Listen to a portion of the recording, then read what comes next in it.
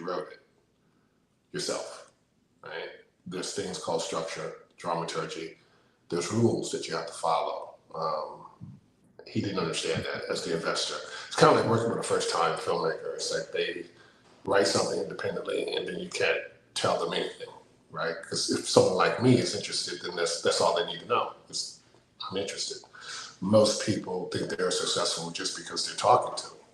I don't understand that phenomenon, but that's how it goes. And then all suddenly they're on my level and they know everything I know through the years.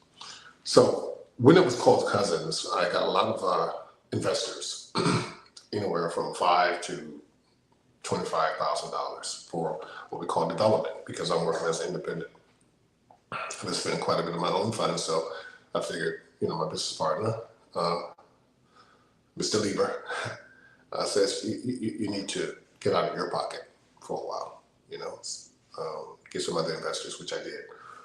And paid a lot of bills to keep this thing going, a lot of rewrites. I went from Cousins to Luna because the initial investor was very resistant about telling the story that he wrote, which was a conversation between an interracial relationship between an Italian woman and a Black American man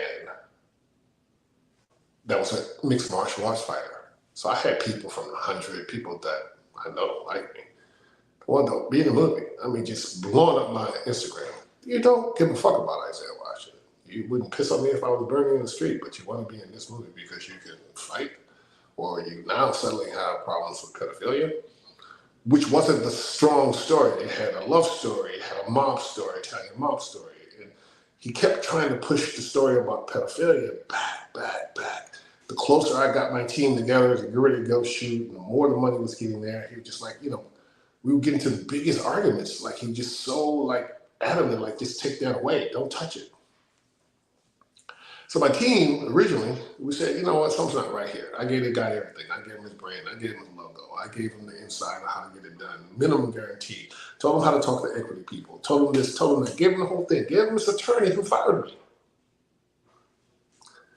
And I'm glad he did, because sometimes rejection is God's protection.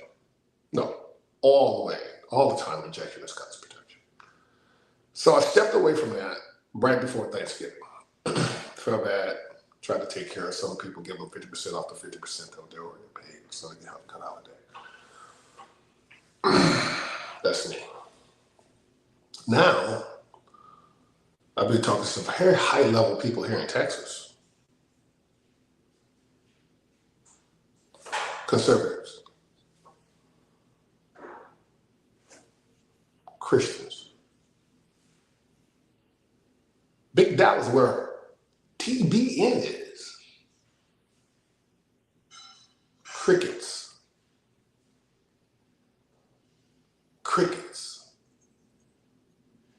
Tim Tebow only got 7 people supporting him in the great state of Texas. Crickets. Led on for 4 months by one of the producers of Sound of Freedom. Came to Dallas, raised money from him, got people on X giving him money. He passed after 4 months of saying yes. Now, I just recently reached out to Mel Gibson. We'll see what happens. That's up today.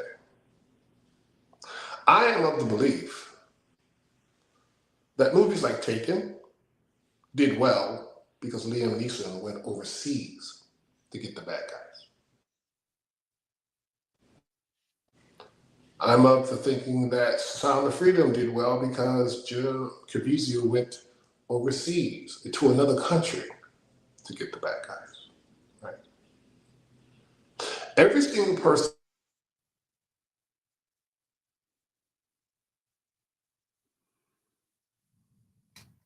Is he going off for you too? Yeah, we lost him. He'll be back in a second, everybody. Yeah. Call. Sorry, I don't know what's happening, but can you hear me? Yep, we got you loud and clear. Yep. I got a lot going on over here, as you guys know, but I can't deal with that right now. something is happening. They're telling me, because I have to like Minority Report, that's how I think. I see what's missing. Like, what is missing here? What's missing is not a single conservative Republican is speaking out, or Democrat on pedophilia, or the missing 300,000 children, or the really duties of MS-13. They talk about it, but no one is fighting as hard for it as they're fighting ICE.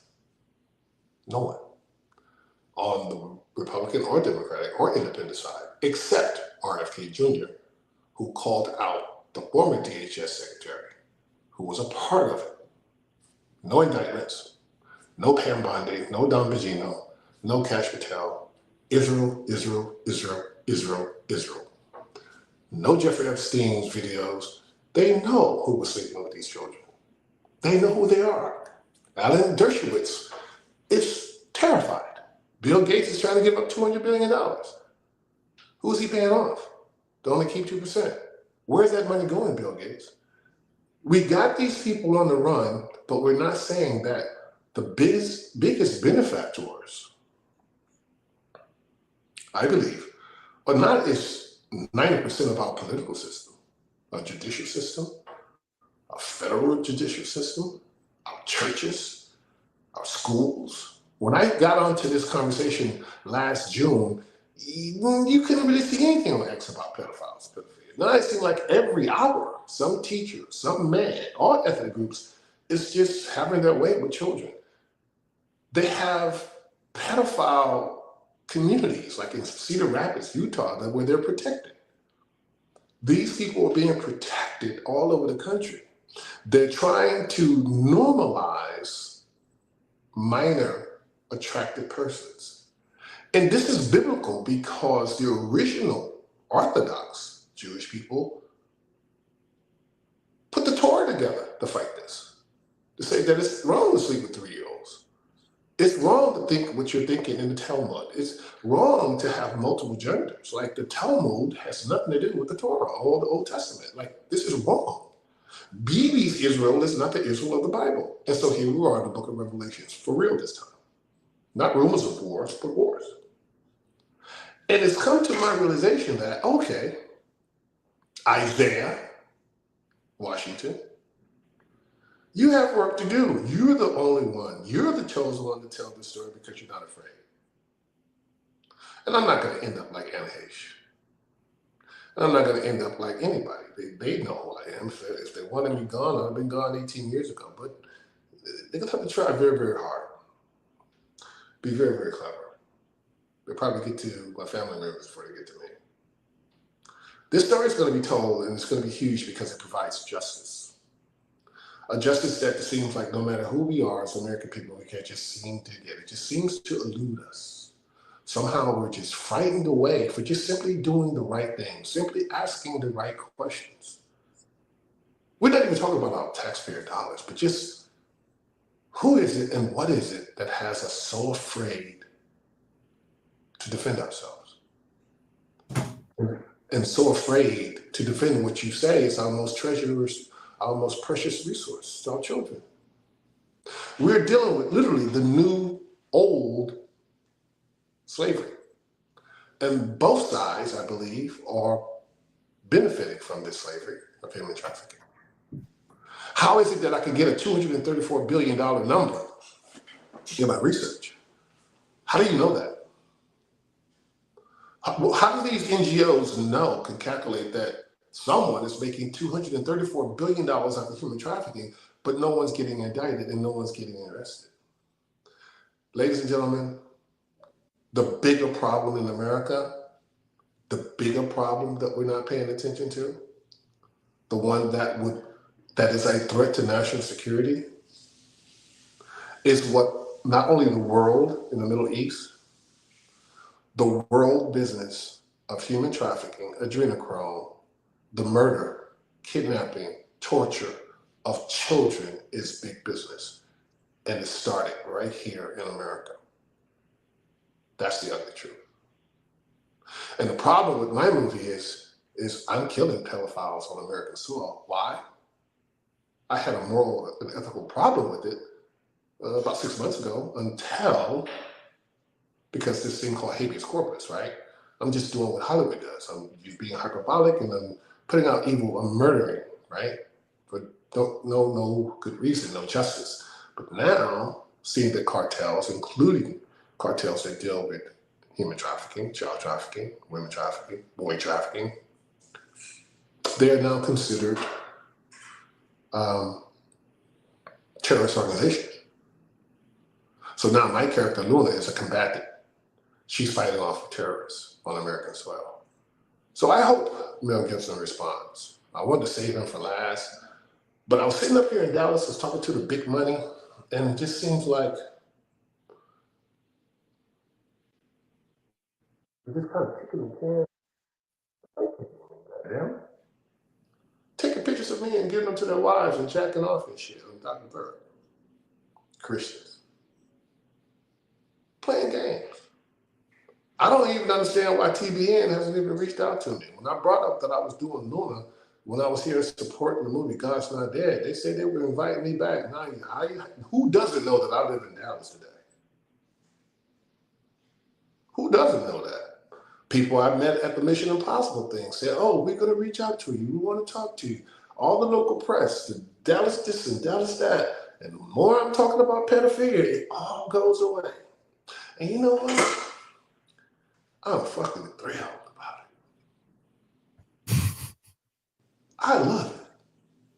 Little old Bass Reeves want to be me. It's got them on the run. I'm thrilled. Because the more you get quiet, the more I'm going to hunt you down. That's what I'm on. And I'm quite excited about it. So I really don't care what's happening in Iran and Israel. I'm America first. And right now, America, our number one problem that is a threat. No one has said, Pam Bondi has not come out and said that Iran and Israel and their threats are a threat to national security. They said anything like that. Nope. Mark Levine, Laura Loomer. But no one has said what's going on over there is a threat to national security. And the only time those words have been uttered was by our Attorney General, Pam Bondi, on Sean Hannity. Sean Hannity even hasn't said what's going on in Iran and Israel is a threat to national security. You know why? Because they're making too much money for all of them off of children. And if that doesn't galvanize you, that doesn't get you pissed off, I don't know what will, because guess what? They don't want your sons and daughters to go to war and die. They want your babies, your grandbabies, to be enslaved. Because they can sell a child for 6 years without having to replenish themselves with fentanyl. You could use a child for 6 years and do what they call a 5 and 5. I'm not going to tell you what that is because it'll just upset you. The hub is in Atlanta and Minnesota. Everyone is complicit. Right there in Atlanta. I had a guy recently said he was going to get involved. Just said, promised me, gave me his address to his office, told me what he was going to invest in, and poof. Won't even return my call. Won't even return my text. Got the contract ready and everything. And I'm saying to myself, who is calling these people or who are they talking to that says, oh, no. You don't want to touch that. You want to lose your license in the state of Georgia. People. I'm thrilled. All this time, I thought it was about the border. The border was just to open the cornucopia for human trafficking. Someone correct me if I'm wrong. Someone tell me, Aaron, someone tell me, when has, since October 7th or the recent so-called war of missiles, but we don't see any dead bodies, when have the words threat to national security been said? Oh, wait. When have they been said? The They only don't really time use those specific. if it's a matter of national security with the Epstein client list, I don't care about the damn flight logs. That's been out there on the internet since 2019. People, this is very serious. Where are the churches? The paladins? Where are they? The ones talk about God and Jesus so much. They don't have anything to say against pedophilia? Where's T.D. Jakes? Joel Osteen? Where they at? These great, powerful Christians. They don't have anything to say. They got a lot to say about Trump and nothing. They had a lot to say about Kamala Harris to get her to be president. Nobody has anything to say about pedophilia. No one. No one. 435 people. Only R.F. Kennedy. And then it just went away. It wasn't in the news. Well, the mainstream news. We know who controls that. I'm thrilled. Next question. Boy, that was a lot. That's a lot to break down. Holy shit. So there are companies that you've tried to reach out to that people would be surprised to hear that we're like, no fucking way in hell are we touching this.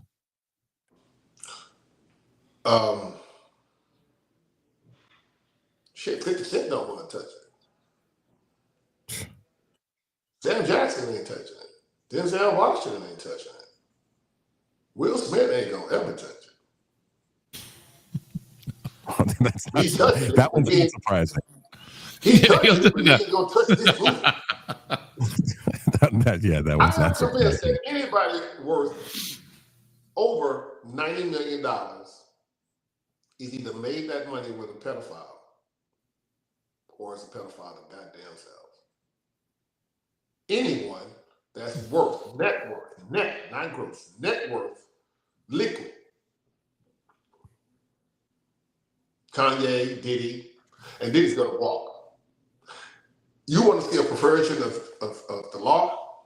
How are you gonna hit one person with a RICO charge? It's impossible. That is well, we know people get mad on the internet and ain't gonna do shit, but anyway, that's beside the point. Yeah, we know that. You should be livid the day Diddy walks. That's why he's up there giving little heart signs. He knows he's a made man. You ain't heard nothing from what's his name, Lil Granger of United UMF Records, whatever it is, the head guy, Clyde Davis, who says he's bisexual, 92 years old. I think Quincy Jones got nervous and probably just unalived and just didn't want to wake up no more because it's getting too close with all the fuck shit he's done to people like Michael Jackson and the young artists that have come across him. This idea of having what they call, even recently, Tyler Perry has some text out there saying, it is so sad to see so many people looking towards the Bible and feeling guilty for just simply having sex. If that doesn't sound like Satan, I don't know who the fuck it sounds like. This man's texting a young man that he's harassed and allegedly he's being sued for $260 million for ongoing sexual harassment and finally touching him on his thigh in a bed. I don't know how he ended up in bed with him unless there was some scene he was directing and he just wanted to show him how the other actors should do what he do. So I hope he wins that case, but it's probably going to go away. Every time you see something that comes up with bad behavior, like this, Shannon Sharp, you notice they give them a humiliation ritual. And what they're saying is, Shannon Sharp, why are you sleeping with women when we know that's not what you want?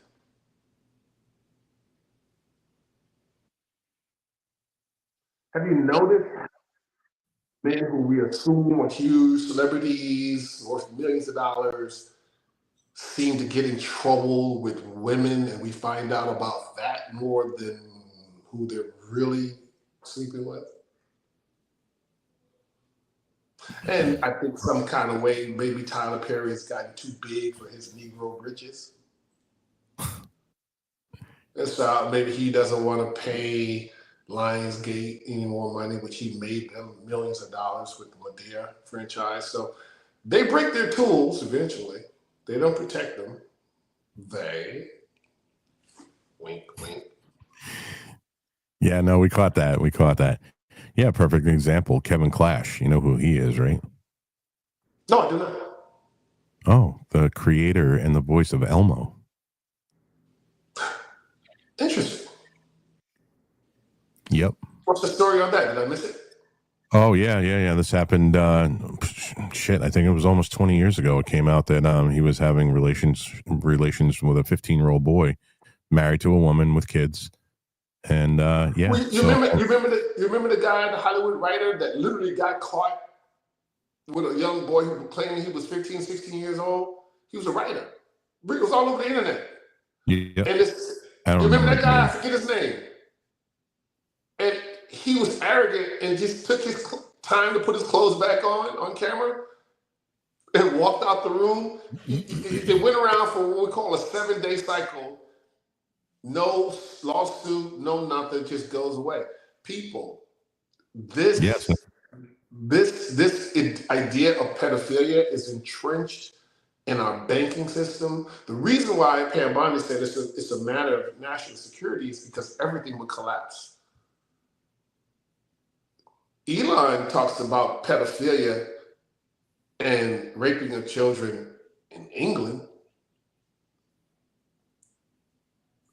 I've hit him many times about Corsicana in this movie.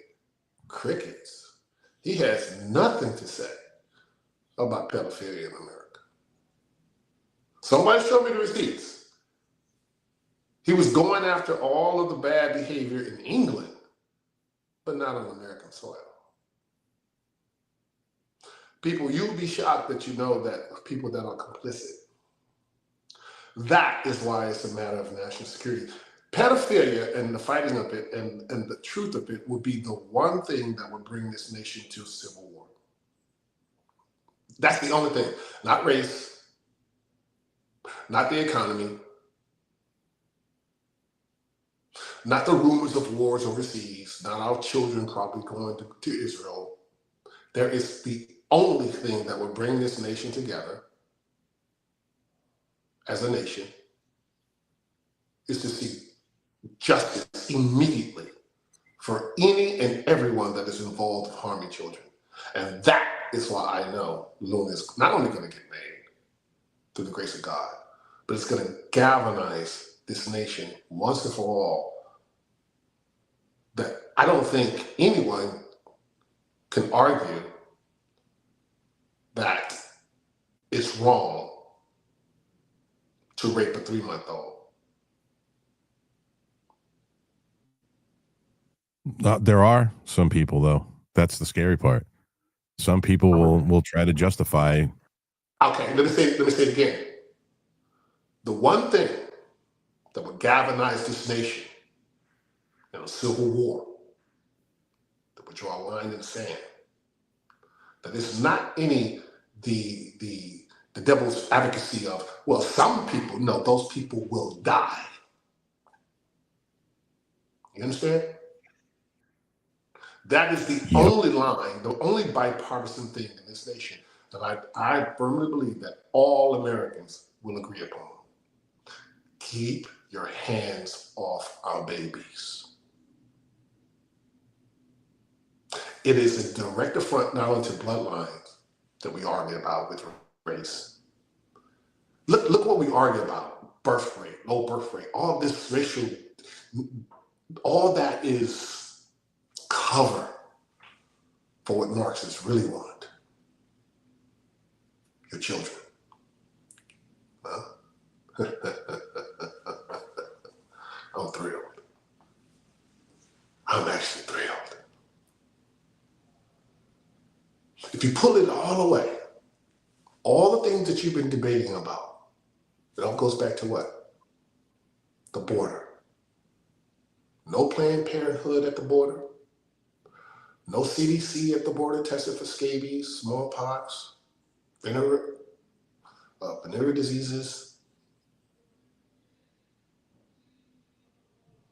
But they're in our communities. 300,000 children disappeared on American soil, and you just don't know who or where they are. And RFK just said it on national television that he knows that the former DHS secretary in Mayorkas was behind it and received no indictments. Now, real speak, do you honestly think we are going to see indictments?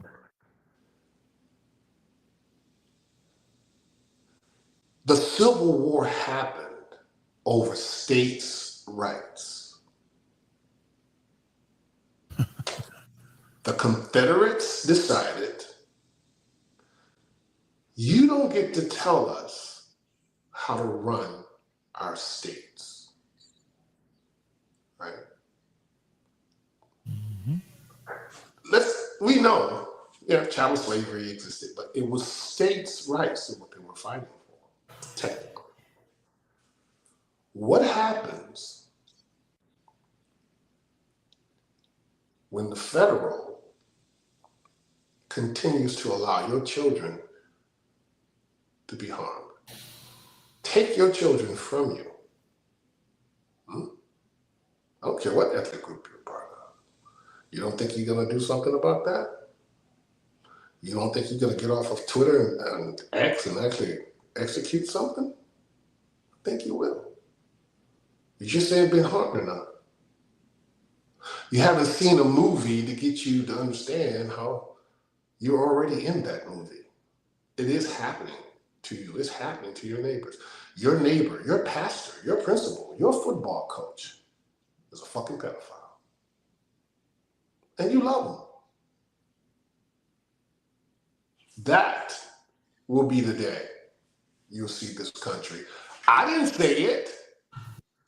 Pam Bondi was educated, was coached to say it by Sean Hannity, who's pushing for a war along with Mark Levine, who said, put the words in her mouth, oh, if we release the Epstein files, which I have no interest in, I want to know who are on the client list. Words have power. And he said it would be a matter of national security. Motherfucker, I feel very secure. Yeah, so do I. Don't you feel secure? Yeah. Aaron, don't you feel secure in your home? Yeah. Everybody listening to me, don't y'all feel secure in your home within 21 feet of your home? Don't you feel secure? You just want the truth. What does that have to do with national insecurity? So, through the grace of God, Luna's going to be made. I know it. And nothing's happening to me. Not a damn thing. God didn't finish with me yet. I'm thrilled.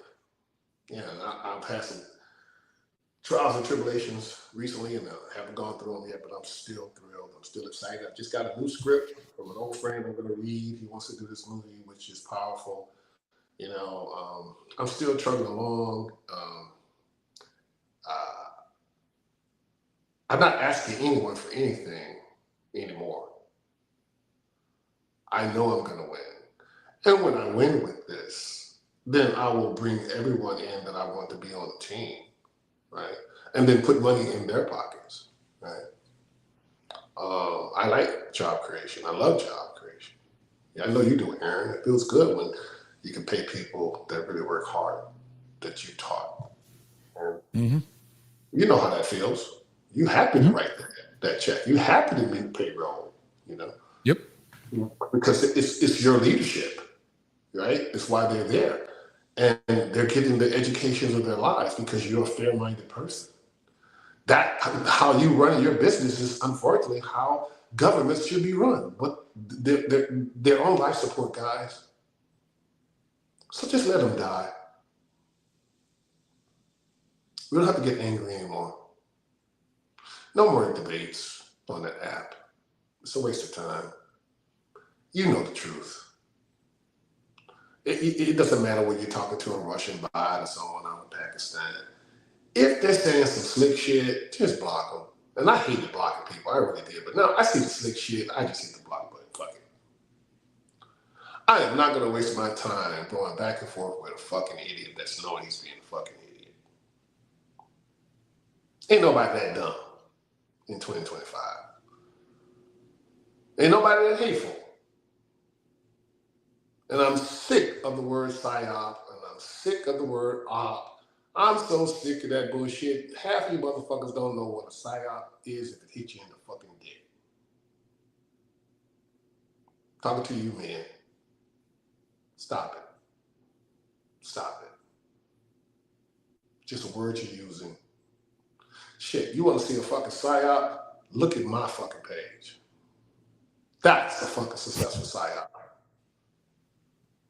I'm supposed to be dead and irrelevant 18 years ago. Been on that bitch for 2011, never suspended. Never. Put in jail 3 times for telling one little person that you want a poor excuse for your daddy's sperm.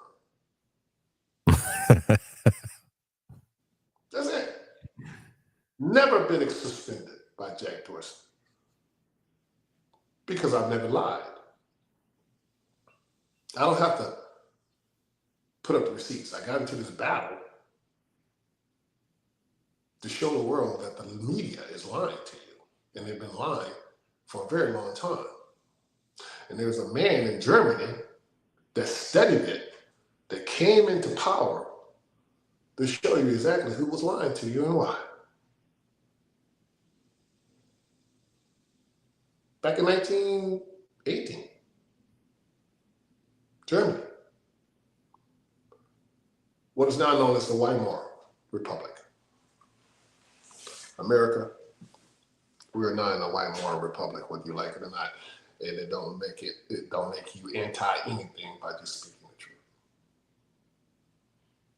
A lot of people have been lying. And it doesn't matter why they're lying, we get it. We understand that people want to survive. My people have survived on this American soil for 160 years. Don't bring up reparations, so you're going to be shot down. 89 billion has been given to Holocaust survivors from American federal taxpayer dollars. Over 89 billion. 89 billion. For 4 years of harm. 4 years. Japanese, many Native Americans, for government harm. 5 years ago, we still got people losing families that are slowly dying from turbo cancers, being harmed by the U.S. government. And Anthony Fauci is still walking free. Bill Gates is still walking free. Now, this is not accusatory. I know that most of us on this app are over 50 and you just can't do anything. You can't do what I do. You can't say what I say. I get it. Well, that's why I'm doing what I'm doing. So you don't have to. But when you don't support people like me or Aaron or even Rob, then we're kind of looking at you differently.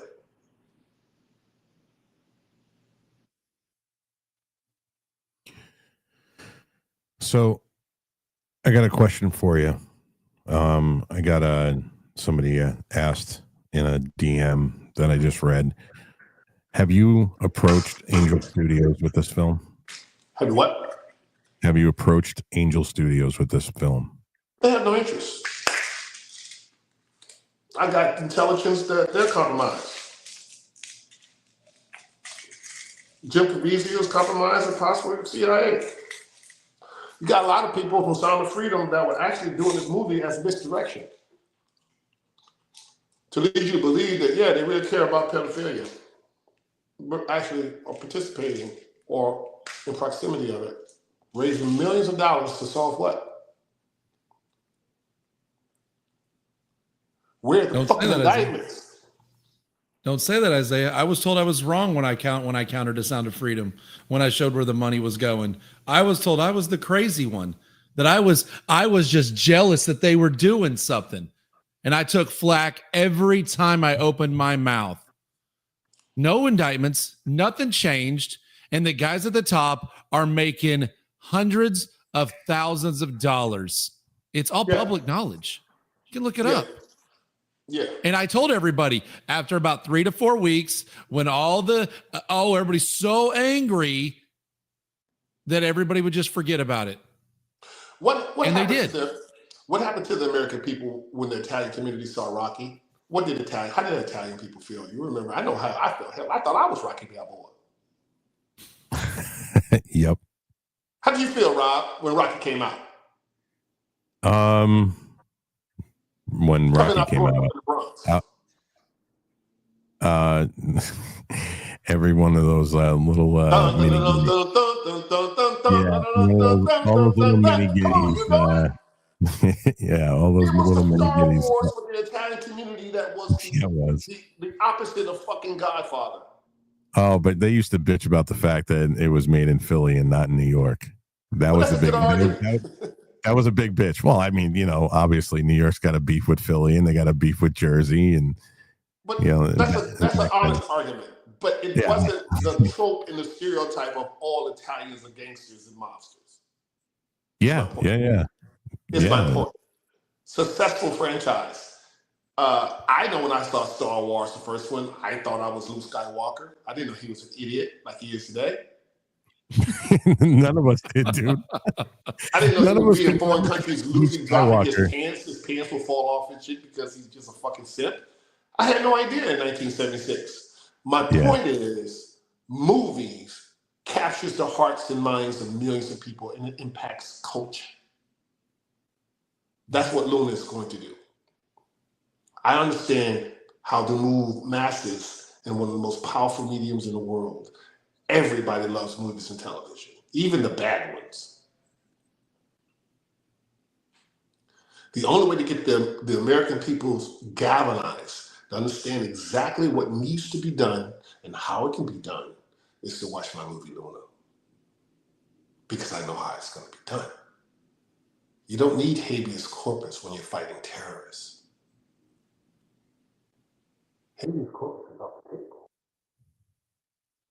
Tim Tebow is not going to get the support he needs to fight pedophilia. And Sean Ryan is not going to get behind him to fight pedophilia no matter how much they're paying him. It's because habeas corpus is in the fucking way. So you find the people who are committing the crimes where you got to take them to the federal judge who's in on it. State judge, local judge, sheriff department at the borders. They're going to let them go. Like any other drug trafficking cartel. It's a revolving door. So if I don't get martial law in real life, then I'll create it in my movie. And then just maybe one day, the American people, 77 million, will go, you know what? It really is more of us than them. Whatever.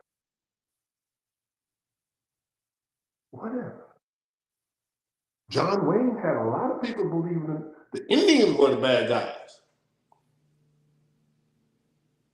Shit, John Wayne had a lot of people going to World War II.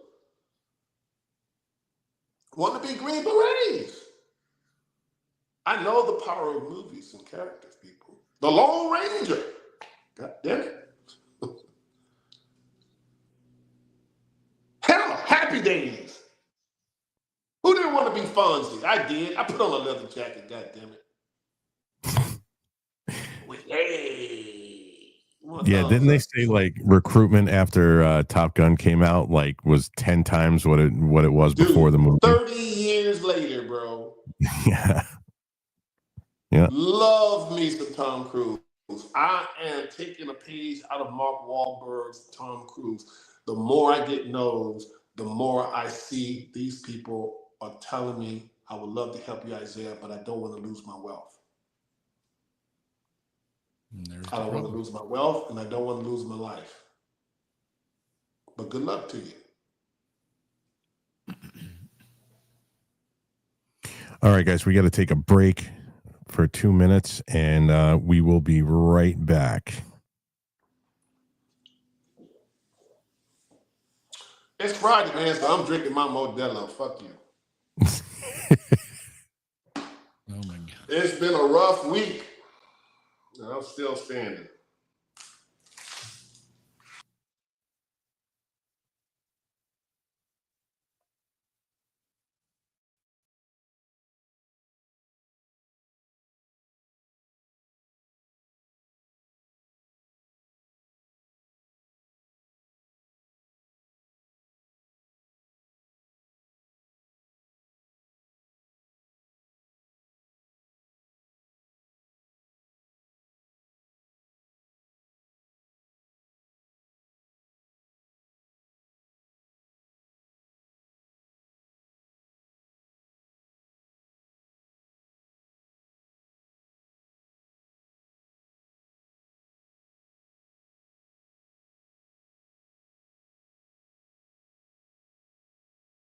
Pass the conversation. Don't let anybody miss it.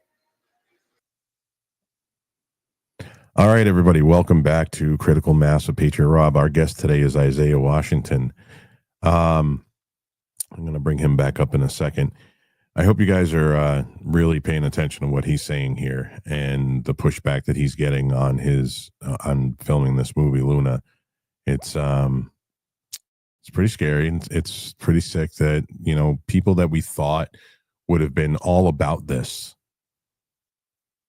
are complicit in the things that, you know, we're talking about today: pedophilia and child trafficking rings. Terrorism is what it really boils down to. And the hotbed of that, the belly of the beast, is Hollywood. Hollywood doesn't want this movie being made. They will do everything in their power to stop Isaiah from making a movie about a female assassin going after cartels and pedophilia rings, you know, outside of cartels, you know, the pedophilia rings that are here in America. And this is not just a left or leftist issue. There are people on the right that are complicit in this too. And, you know, I want this movie to get made. I want to see him succeed in this. I want him to throw everybody out and say, hey, you know, call everybody out is what I meant to say. Call everybody out and say, hey, you know what? This is what's going on. 300,000 missing children, and what we're not doing anything about it. And if you think that we are doing something about it, you're wrong. And if we are doing something about it, it's not enough. We are more than capable of doing a hell of a lot more to end this. We are capable of ending this. They just don't want to. The money's too good. And that's what it boils down to. All right. Isaiah, welcome back. Can I put my cash app and raise $1 million while we're on this motherfucking app? Yeah, absolutely, man. I'm not shitting. Go throw it in the. Seriously, go throw it in the space, man. I don't even remember what it is. That's a joke. I would never ask. I'll never ask my good people that are living on fixed income for a single fucking dollar. I'm gonna get everything I need through the grace of God. But let me. This is part two. Isaiah, before you go, bro, that was another question I got. Is that did you ever consider doing like crowdsourcing or? Takes 3 years. Takes 3 years and thousands of people. Shit, I'll be 75 years old before I get the money to make this goddamn movie. I'm not waiting that long. So no, crowdfunding is bullshit. Let me tell you something secret about Hollywood and the awful secret about wealth, the illusion of wealth. People say, why don't you go to Trump? I did to support Course County. They said no because I asked for the proceeds to come directly to me. They said no, it has to go to his campaign. The illusion of wealth of Trump is you think he's solvent, and he's not. If you think that he went to those Arabs just for the American people, you're wrong. They hurt Trump financially, and he intends on becoming the 13th family before he leaves that office to make sure that his legacy and his children are taken care of. And I don't blame him for it. He risked his billions for us, but he intends to get it back, and I support that. Most people in Hollywood can't afford to do what I do because they've made their millions with pedophiles. People tell me, why don't you go to this? And why don't you go to them? And why don't you go to that? They're controlled by the CIA, at least the former CIA, before Tulsi Gabbard and Radcliffe or whoever's head of the CIA today. They're lying to you. It's an opiate, people. It's propaganda. They want you to believe what they want you to believe, showing you one hand while the other hand is raping you, stealing from you, killing you, harming you, poisoning your food. I believe that RFK actually become the president of the United States in 2028 if they don't kill him and actually get a lot of things done. I don't think Trump is going to get anything done, not because he doesn't want to. It's just because they know they hurt him financially and they know him.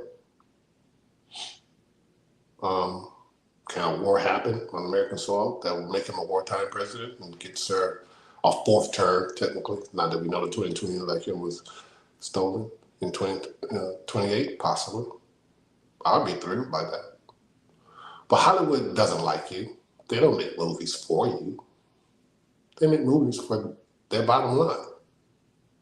If you're able to squeeze in some truth or some integrity, then good on you. They despise you. They hate you. They don't think about you. They think you're an idiot. And for the most of us that are super smart, they know we don't go to the theaters anymore. They don't care. Sri Lanka, Kazakhstan. My movie Romeo Must Die was just released in Kazakhstan from the director who's 70-something years old. Said, "Baby, still got juice." Still making money off a movie that's 26 years old. 26 years old. They don't care about you. I do. That's why they lie on me. But you haven't heard about any outside kids, any domestic violence, any bankruptcies, any STDs I've given anyone, any DUIs. I've never been arrested. How am I the public enemy number one in Hollywood and I've done nothing wrong? Well, I just read to you how you're taught to believe that. I'm no different than Trump. I don't have to do this. I just can't stop. I cannot shut the fuck up because things out there can need to be fixed and it's wrong. But I do know that the American people have been trained by movies to believe what you believe. Your ideology, even your religious beliefs, are based on what you've seen in Disney. You just found out Snow White wasn't white. And you rejected it as you should, because she was an insufferable bitch. Insufferable bitch, the actress of Snow White. They didn't even hire real dwarves. Well, you could thank Peter Dinklage for that. He was the one that actively campaigned for that. He said it would be heightist. No, seriously, he was like, no, you shouldn't. That's going to be that, racist or whatever phobe or ism that it is. After he's made millions of dollars being a fucking dwarf. Yep, we can say midget here. Now you got midget. Now you got a conscience. Fuck you too, Peter Dinklage. He sold out. And all of the midget actors guild, like or the little people or whatever the hell you want dwarf, they were all pissed at him. Like, dude, these are prime fucking roles that we don't ever have access to, and we would love to be one of the 7 dwarves in this live action movie. And because he obviously has power in Hollywood, he said no. Yeah. See what happens. Traumatized people become wealthy. You get to see their trauma more. If it look like it makes no sense, it's because they're traumatized people. It makes no sense. They're only being subjective, not objective. Hollywood could care less. Tom Cruise, maybe now Ben Affleck, me, Peter Berg, Sicario, franchise. We're outsiders. We're the Oliver Stones, the Peter Bogdanovich, the Sidney Lumet's, the Brian De Palma's. I'm of that ilk right now. I'm an outsider and I'm thrilled. I love it because I'm not going to lie to you. I'm not only going to entertain you, but I'm gonna move you. I'm going to galvanize you to become active, to demand justice once and for all. Right? They know that. They know that's my power. That is why they constantly remind you. If you Google me, you say my net worth is $500,000. Stop it. That is not my net worth. It's not. Like, it's a lie. I just read to you how long they have been lying when you have power. Look what just happened to Aaron recently. Right? They send out their weakest people that have already been fucked in the ass, so to speak, to do their bidding. Prostate milking.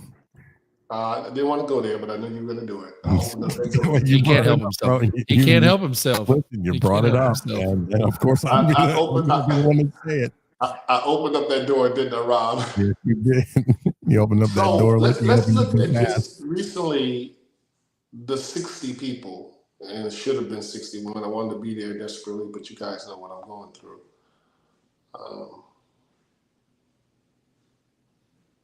That's your answer. So we have to focus on what we can do, what we can touch.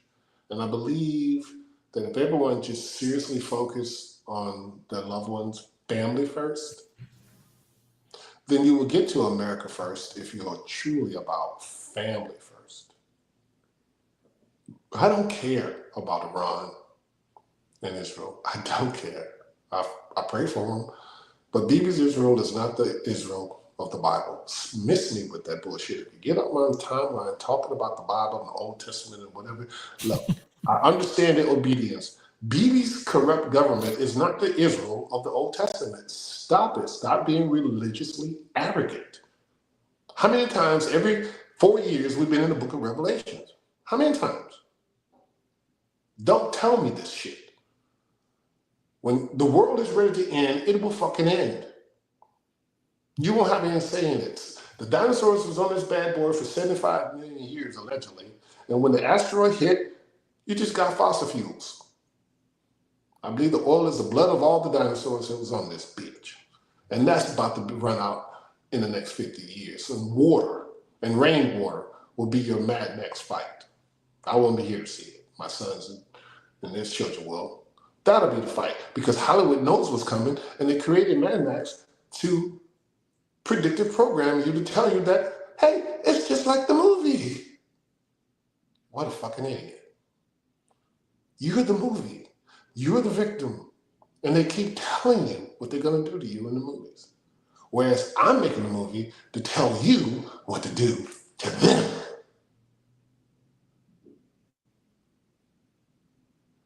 You're not mad enough, and they're not afraid enough. That's a At least fact. during the Wild Wild West. That is great. During the Wild Wild West, everybody was afraid. Even during the time when you could slap the person with a glove and challenge them to a duel, your fate was clear.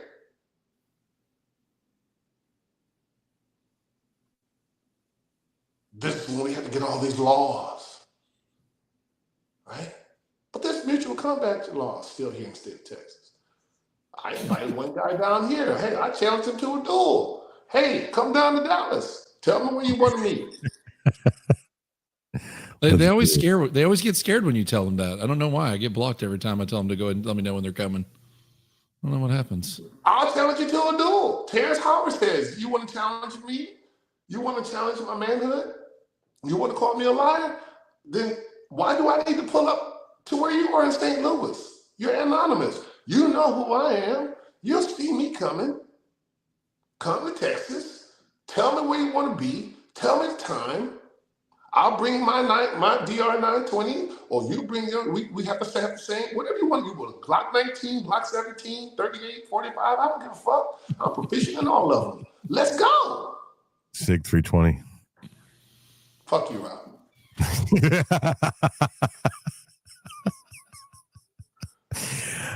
Brother, but yet, you know, when I say things like this, I'm on a rant. I hear people sitting in the spaces when you do your thing. Oh, that was a great rant. Man, look, get off this app. It's nothing but entertainment, man. Stop entertaining these people. And if you are entertaining them, make them pay for it. Make them pay. Make a donation for the fucking entertainment. You ain't gonna do shit. You ain't gonna do shit on this app. You ain't gonna do anything. As the kids would say in the hood, you ain't gonna do nothing. But that's okay. I'm not mad at you. But right now, you're a clown to me. Sitting up in these spaces like you got a radio show. You're not even monetized. Want to be trying to get monetized. Hell, I'll give you my goddamn subscribers and my monetization if you can speak the goddamn truth. But you won't. Because you know Elon is the king. He's the king. He can get rid of your ass real quick. I don't give a fuck about X right now. Can't you tell? I'm going to be Isaiah Washington without X, without Instagram, Facebook. I'm still going to be me. Motherfuckers get 300,000 followers and think they somebody. Get the fuck out of here. That shit ain't real.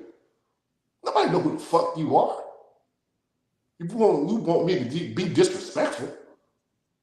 Who the fuck are you? Because you're a host. Sitting up in the top left-hand corner. This shit goes away, you fucking go away. Laura Loomer, Mark Levine, DJ DC Drano, Jack Placebo, Andy Noel, Ian Chung, Don Luker. When this app goes away, you fucking go away, boy. That's the truth. You can't handle the truth. Now, I'm being disrespectful, right? You ain't heard what I've heard.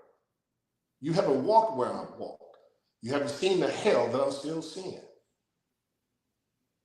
Couldn't stand in my shoes for 20 minutes.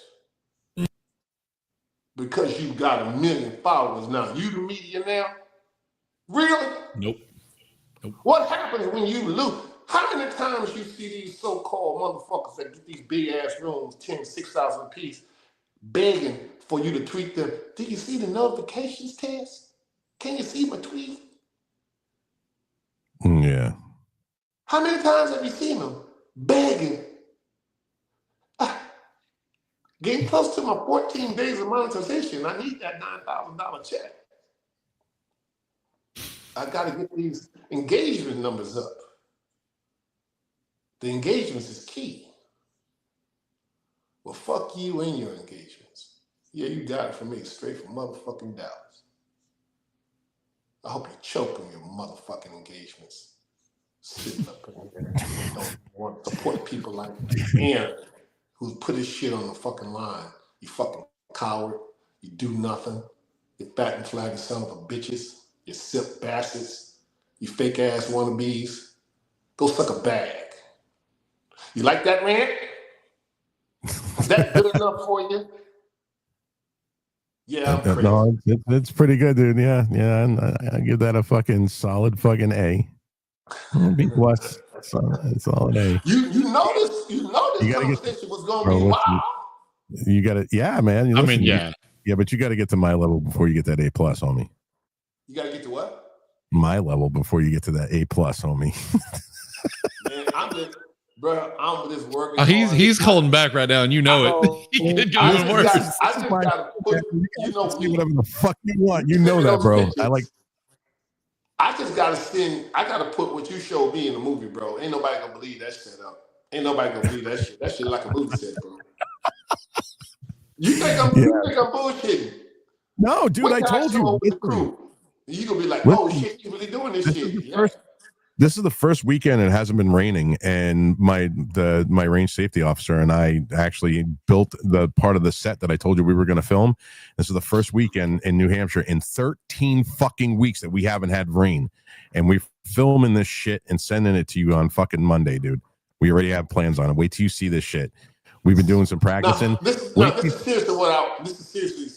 I'm just serious. I don't want your money. I'm done. I'm done with that. I got everything I need on that part, through the grace of God. But I don't turn down prayers. I don't turn down prayers. You can send me definitely. over.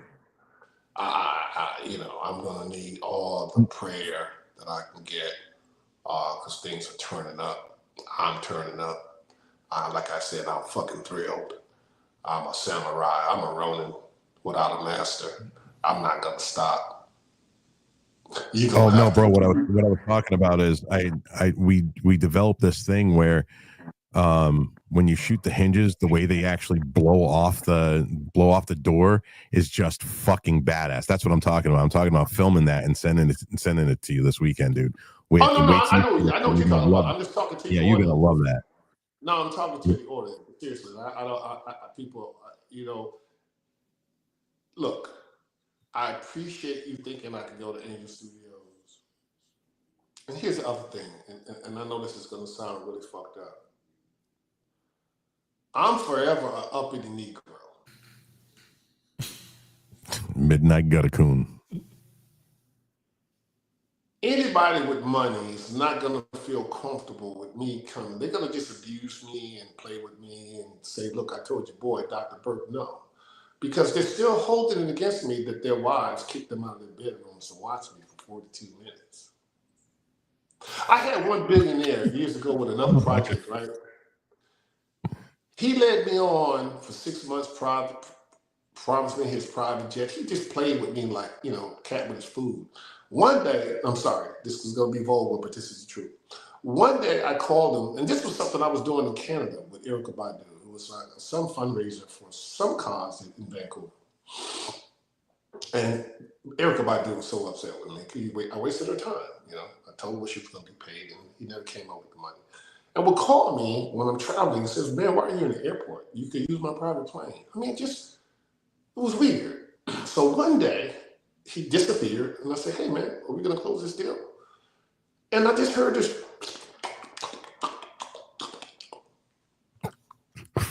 What the fuck? He picked up the phone, and all I heard was.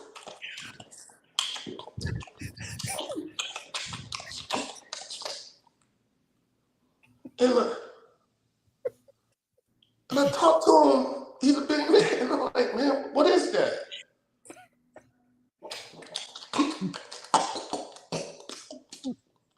I said, "Hey, your name?"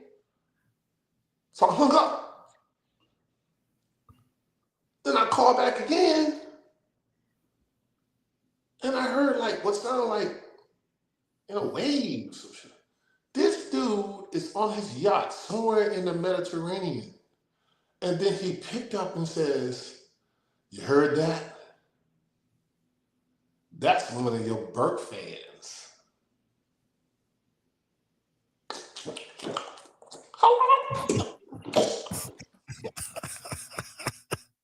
You guys never know what you're gonna get on Critical Mass. Holy shit. And I said, "Is she doing what I think she's doing?" "Yeah, one of your fans. Hey, say hello to Burke." And she went, "Oh, I love you like that." Yeah. True fucking story. And I got more. The billionaires are fucking weirdos, man.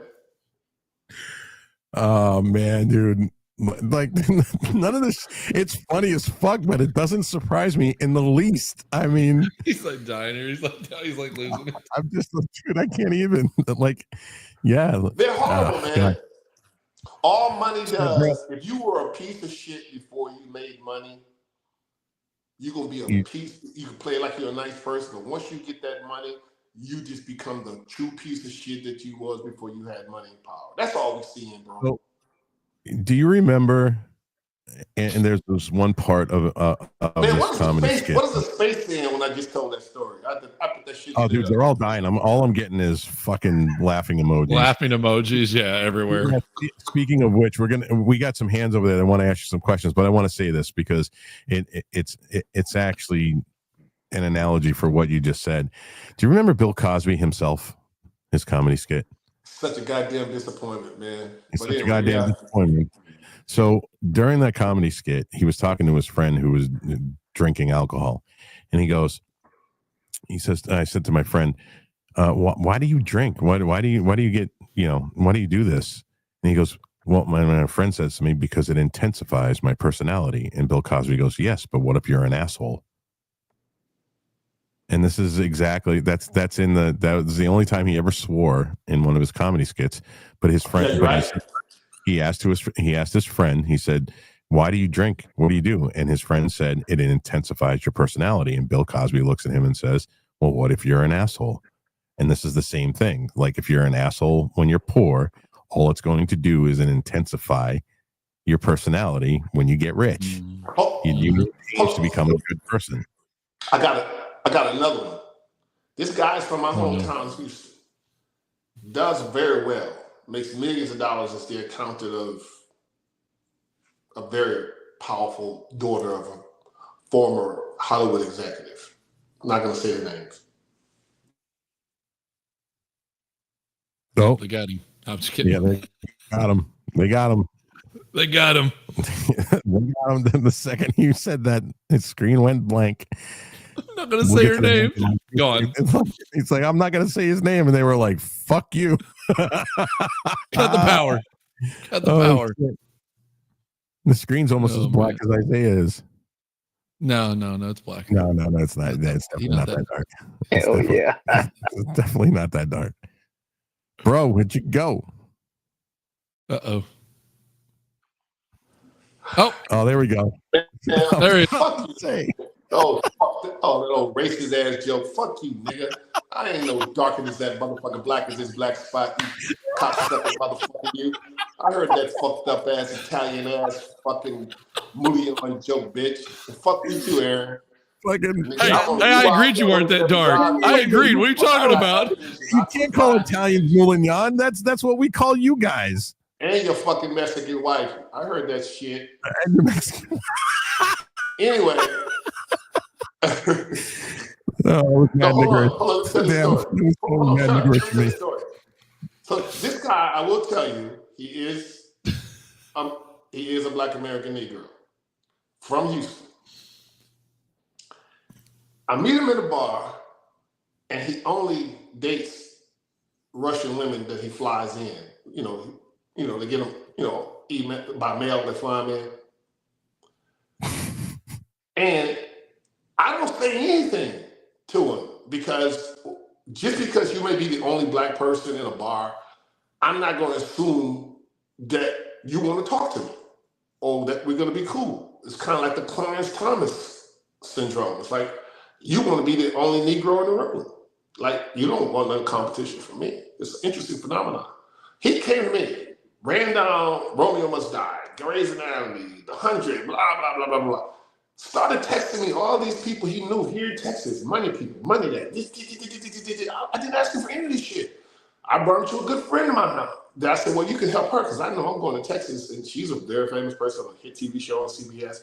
She has some ideas, so if you can find money for her, since y'all both in California, brought him to her house. He saw her house. He was like, fuck, Jesus Christ. I thought I was rich. No, bitch, she's rich. I asked this motherfucker for a $5,000 investment. $5,000. After he showed me this shitty yacht that he just bought. Then told me, sent me pictures of the second shitty yacht. Wanted to throw a party on this shitty yacht. Fired Mexicans off his boat because they were doing a shitty job. And the moral to this story is, if you are a shitty asshole before you got money with no class, you're going to be a shitty asshole when you buy some shitty yachts. I had to tell this man, you cannot let people see this yacht in this condition. It looked like it had party semen in the fucking furniture since 1988. Who sold you this yacht, Negro? You have to be the dumbest Bama motherfucker in California to think you are impressing me when I have been on some real yachts. So the moral to this story is nouveau riche, new money, you people, it's kind of like hitting the jackpot, I guess. they're not going to be able to build. See, being rich and being wealthy are two different things. You got a lot of rich people. You can make $500,000 a year and be rich if you can net $150,000 and solve it. Shit, $50,000. You can be rich. Wealthy, that's something else. And that's the weird shit. Those 1%ers, they got to be the weirdest motherfuckers on the planet because they don't. What do they get up and do? What inspires them? When I get up, I have something to look forward to. My children, I have goals. When you're wealthy, what do you feel? And because they don't feel anything, they go to the most taboo shit on the planet. Children. The weirdest shit known to human beings because they don't feel anything anymore. If you take the average American, the average person in the world, they get up, they have a job, they pay bills, they take risks, they have a plan for their lives. These people never even pumped their own gas before. Who are these people? They feel nothing. I don't know if they were always sociopaths, but once they become billionaires, most of them become sociopaths. And they always, I have to hear this thing like, if you say you're going to call me on Monday, then call me on Monday. But then, the physicist said, well, don't hit him. Well, the motherfucker said he's going to call me on Monday. It's Wednesday. I can't tell him that it's Wednesday. And then, hey, man, I'm sorry, I dropped the ball. Like, I can talk to motherfuckers that got billions of dollars and shit. Like, your shit stink like mine, bro. Like, you doing business or what? Oh, no, don't call him. Like, well, stop acting like a goddamn peasant. I'm sick of peasants. Everybody, remove peasants around you. Peasant behavior is so unbecoming right now. Peasant behavior is not going to give you the win. If you're afraid, go to church. But take that peasantry shit, take that shit back to fucking Europe somewhere, man. Stop being, I'm no peasant. I'm a fucking rebel. I got a bloodline of fucking rebellion. I don't know how to bootlick. Kiss ass, suck dick. You're just going to have to tell me no. I'm going to ask you, why didn't you keep your word? Yeah, I'm trying to do business with you. But if I got to kiss your ass and say, hey, are we going to talk and I can't say nothing for 4 months? Then I'm the goddamn client. Even when I was investing in other people at the height of my career, I never made people wait. If I told you I was going to give you 50,000, 100,000, 10,000, you got it that fucking day. What's the fucking problem? You're either going to do it or you're not. Right? So miss me with this peasant behavior, this bootlicking behavior, this like, you're being like, you're getting more bees with honey. Man, what the fuck? You're a clown. These people looking at you like you're stupid. They're laughing at you. And then they know you're going to go to Walmart and go to Target and buy their shit. They can treat you any kind of way they want and you're going to go and buy their gas. You're going to do it. And they laugh at you. Hollywood laughs at you. I don't. I respect you. I talk to you. I would like to be your friends. I don't want to be your president. I don't want to be your congressman. I want to tell movies that your children's children would appreciate and understand and be proud of, like Corsicana. That's my first movie I've ever directed. I have many great stories. I got several calls from my people that want to talk to me about Bass Reeves. That's why I'm getting knocked out of space in a black box, you fucking black-ass son of a bitch. Talk about, that's why it's blacker than Isaiah. Next thing you know, build some bullshit like some motherfucker said to me in Myrtle Beach. Smile, Isaiah, I can't see you. And I unblocked that motherfucker. Remember, Rob's still mad at you because you threw the white man off the boat. So you know that's why. Right. You fucking threw that little white boy come with that fucking out of context shit. No, not only did I throw the white man out the bus, off the boat, I kept the other white man in the motherfucking dungeon for a whole goddamn year till I was ready. Yeah, damn. starve that motherfucker. Wait for shit. everybody to commit suicide because you know you weak motherfuckers will go to the gun and blow your brains out when shit don't work out for you. All right, brother. Motherfuckers will Listen, go suicide real quick. we got a bunch of hands over in the space. You ready for some questions? Yeah, man. I just, Shell, who we got? I wanted to make this fun. I wanted to make it weird. Not too weird, but, I want to make this a hot one. I mean, you went past the not too weird part when you told the one story. Yeah, yeah, that part. And when you added the head motion with it, yeah, that. Like they're not the people. Me out. Can you imagine taking that call? Like doing the whole like head motion and shit, and I'm fucking dying. He didn't just make the noise. He did. Oh shit! This is not a space. Oh fuck! There's a camera on me. I forgot. Sorry, that wasn't weird. Oh shit! I just owned myself. God damn. Oh damn, dude! You didn't have bad technique there, bro. That's fucked up, right? That's messed up, Rob. That's so messed up, Rob.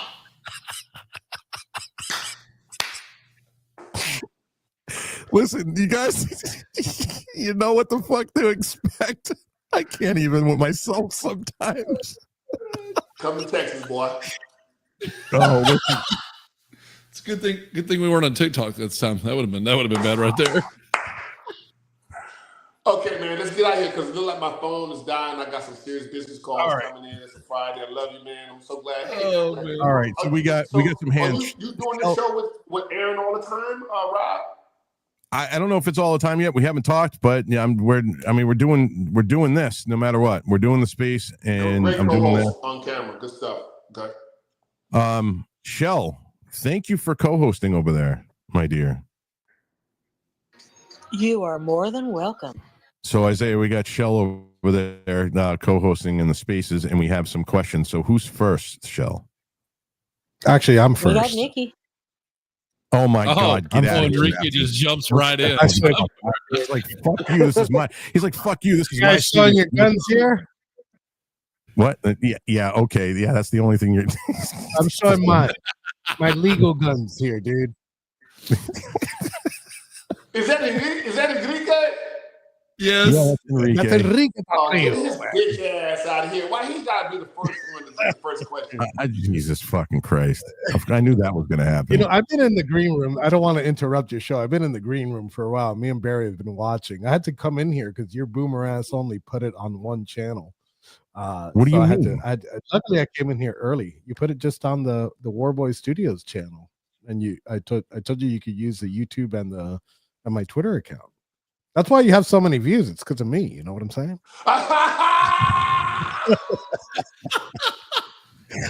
Dude, I'm gonna put my foot. They're like so far up everybody's your like, ass there and you wait, motherfucker. Everybody got the notification. They're like, Enrique Tario went live, and they're like, oh my god, it must be Enrique Tario, and they're like, damn it, it's just this Rob. It's just Rob. It's Rob. But they're like, oh well, at least Isaiah's on here, so it's good now. Look, I gotta step in here. Enrique, you're the bomb because I've been texting him like, dude, what are you doing? I'm so glad you stepped in, Enrique. I got your back. Even though you wanted to call ice on my chihuahua, okay? I still got you. I'm He's still gonna call ice on your chihuahua. I'm still gonna call ice on your chihuahua. All right, guys, I gotta get back to work. Love you guys. Isaiah, love you, brother. Rob, Aaron, thank you guys. You guys have had a great show. Me and Barry have been here in the green room just listening in. Love you guys. Love you too, bro. Uhuru, faggot. Hilarious. Yeah, I don't want Isaiah to come over and rant. I said it. I have two quick questions. My question being, somebody had asked if Isaiah had reached out to the Sound of Freedom people, and he had commented. My comment back is, what about Ryan Matta? Since he specifically is queried about these 300,000 missing children, etc. I'm just curious. Ryan Matta doesn't have $3 million. Yeah, well, I know. I'm just curious in regards to sort of funding and or working together. I was just curious if you've spoken to him at all. If the pedophiles were scared of Ryan Matta would have 200 million followers. They're not afraid of Ryan Matta. Ryan Matta can't even get to the people that I can get to. He can't help me. Ryan Matta has been telling the truth, doesn't catch a headline, they totally ignore him. Gotcha. So then my second, which isn't so much of a question, because he's speaking the truth. That's why. Yeah. Yeah, I gotcha. Thank you for that. So my other comment, which wasn't so much of a question, was just to say I applaud you for your efforts. I do hope that it gets through. I wouldn't say that to your comment about crowdfunding, it couldn't hurt to have additional ways for people to chip in, whether it be a GoFundMe. I don't want to say GoFundMe, maybe Give Send Go, whatever. Just other ways to sort of let money potentially roll in and don't close doors on potential avenues and don't focus on just one. And then my last bit. I tried to GoFundMe for my Bass Reeves movie, and I'm still going to honor those people. The GoFundMe, I didn't take it down, but the GoFundMe took it down after about a year. But hopefully, I can still honor those people for the Bass Reeves. When I said I was going to retire, people said, no. How much money do you need? And I said, I need $1 million. So I put the GoFundMe up for the Bass Reeves ass. It was out there after I made my announcement of retiring, and beautiful people gave me $5, $10, $20.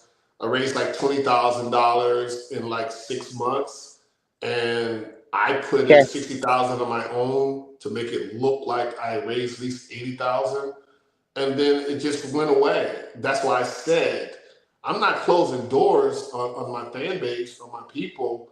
I just can't, I can't wait 3 years for people to donate $5 and then come in my DMs and go, well, why don't you just make the movie for free so we can enjoy it? I'm like, what the fuck is wrong with you? That's not being conservative. Right. You're a fucking idiot. Why would I make a movie, spend $3 million on my own movie and just give it to you? That makes no sense. And that's what I'm seeing from the so-called conservative side.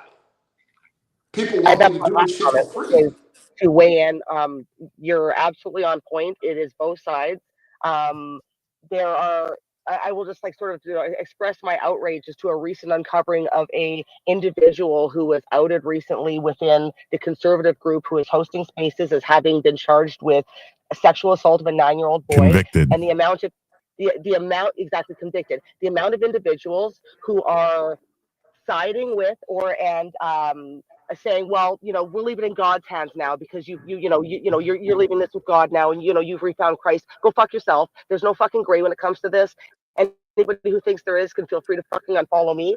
Get the fuck away from me. Stay out. Don't fucking come near me. If you pass me on a road, cross the street, I'll fuck you up, because I think that it's black and white. There is no fucking gray. And the amount of conservative people on this app, to your point, Isaiah, that are okay with that type of behavior because it happened a long time ago, need to go get fucked. And this is why it's so 2017. 2017 was not a long time ago. Sorry. Right? This is why it's so important that this movie gets made, right? Because it's not Biden, it's not the left, it's fucking a bunch of fucking perverts, and they're everywhere. And it's not political ideology that guides it. It's fucking deeds and whatever the fuck else. So the reason I asked about the funding was however anybody can help, and if people only donate $5, if we told everybody, if everybody chips in $5, if, everybody sort of rallied, maybe we could make a difference. Maybe we couldn't. Tell us that. Be a place to put that money to. Nick. I know this. Hold on. Shit go on and on. Look. I'm done asking. I'm good. I got the team that I have on the development stage. I'm good. Now, what I learned from the marketing sorry, Isaiah. Sorry, I got booted out. Isaiah, I got booted out of the space. I just had to reconnect. Sorry about that. Go ahead.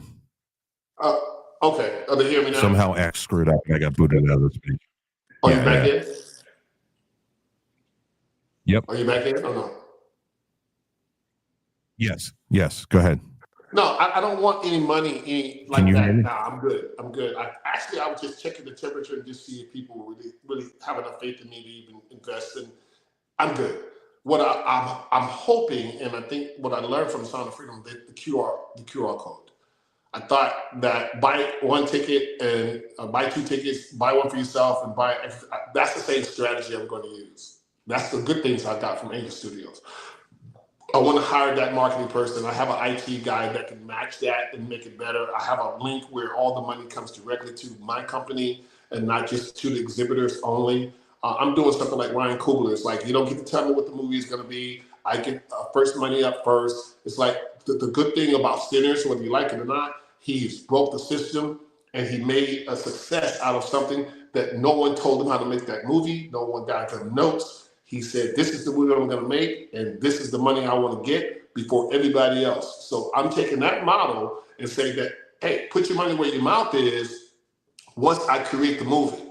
I'm not going to beg you to go see it because I've been there before with God's Not Dead, and I got all kinds of excuses because the theater was too far away, or you couldn't get a babysitter, or it was rated PG, or 13, or it had too much of it.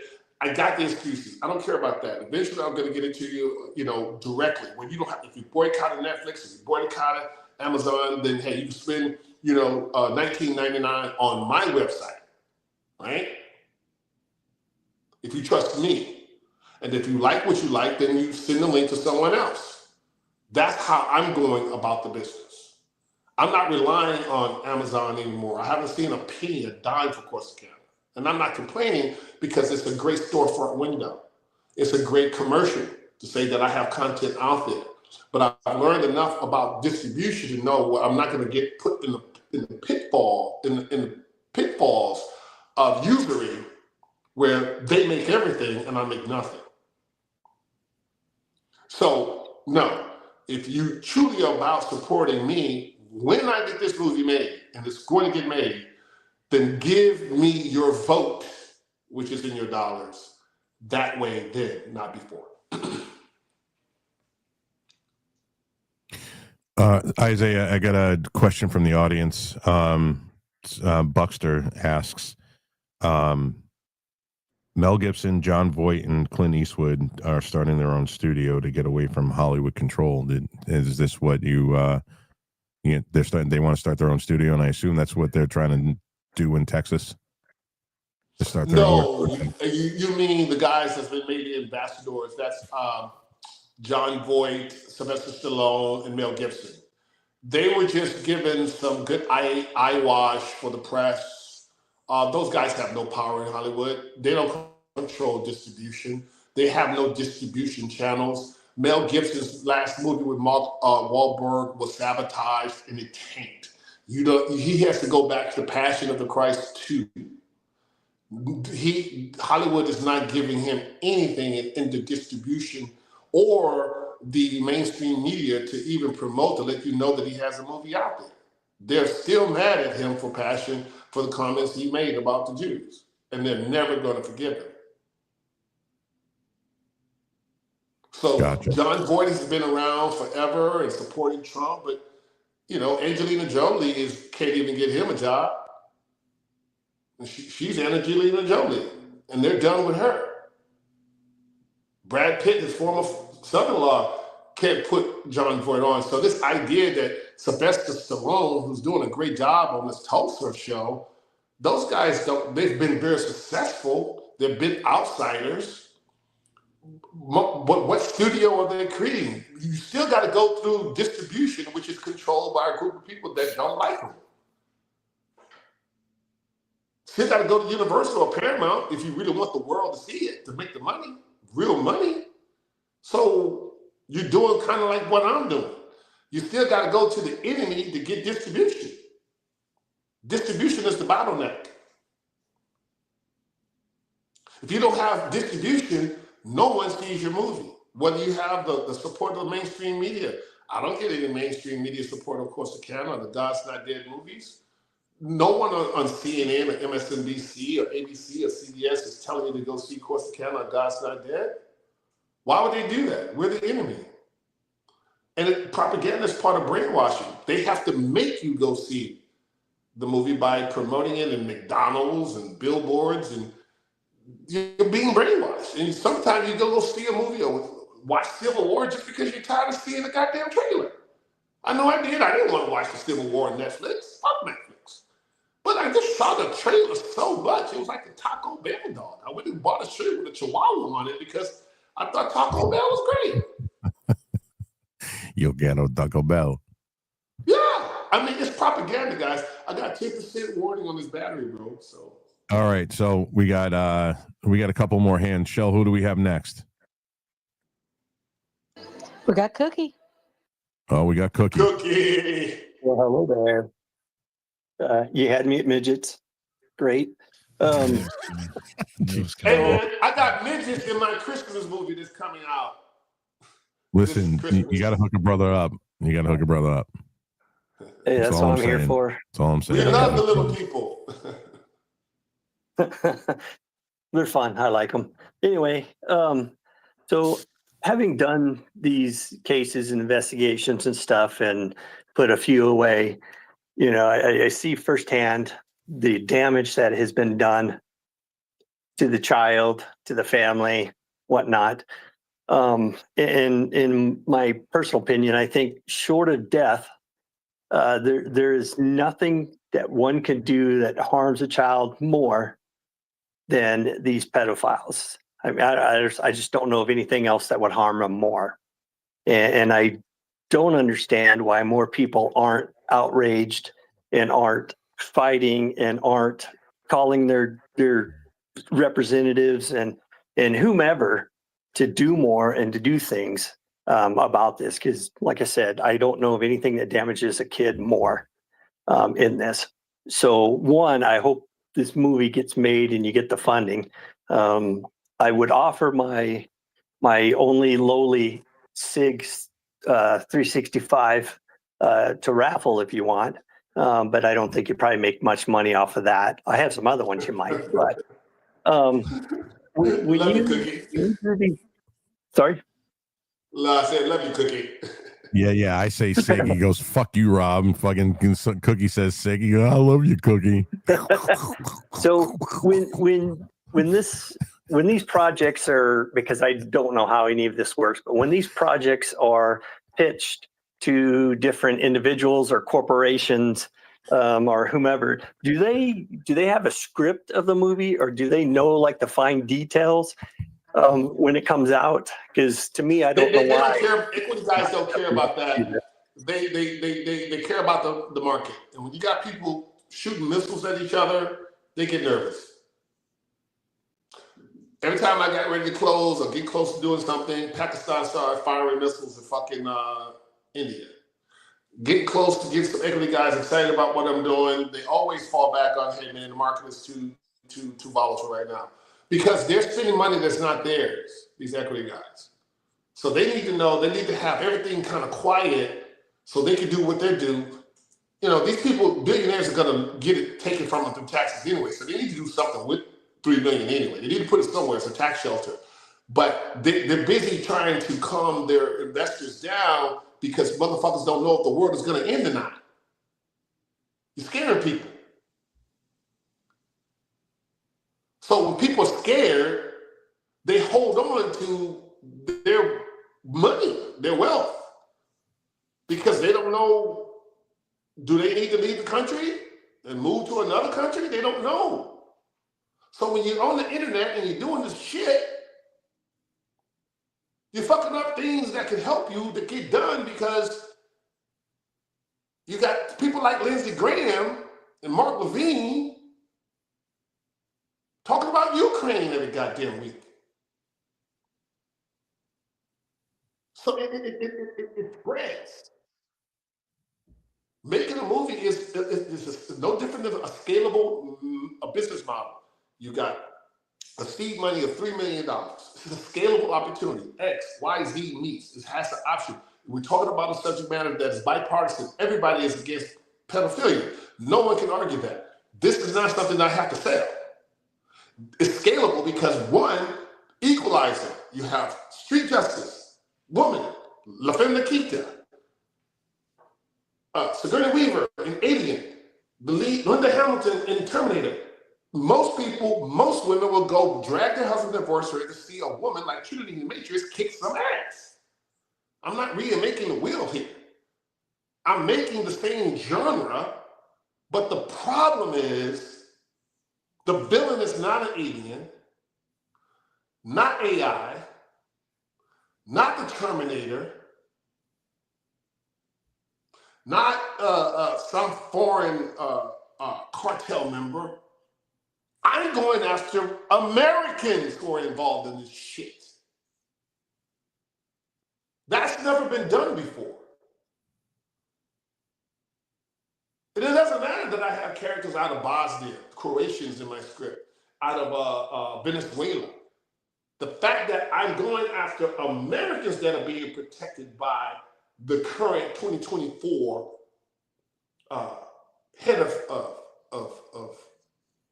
HSI, which was Mayorkas, and I don't say that in my movie, that's exposure. That's making you think. That's a no-no. No one wants to pay for you to think, to have your questions answered, to have your fears adhered to, and to give you an option of whether you like living this way or not.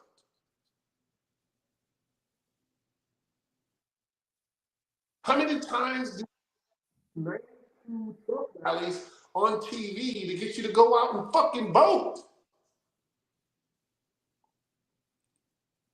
He had to do 92 rallies. 92. And only got 77 million votes out of 300 million people, and technically 260 million people that vote. You think he's upset? You think he's pissed? You think he liked that he only got, yeah, he got the popular vote, barely. It should have been a blowout, 120 million people. But we had this other entity in there that talked so much shit on him that people were just confused, even though they saw him doing nothing wrong. Do you think if this man was a pedophile, you think they wouldn't release that back in 2015? Stop it, people. Stop it. That would have been the first thing out of Krumpermont. Putin would have dropped that a long time ago if he had it. Come on, stop it, people. Stop it.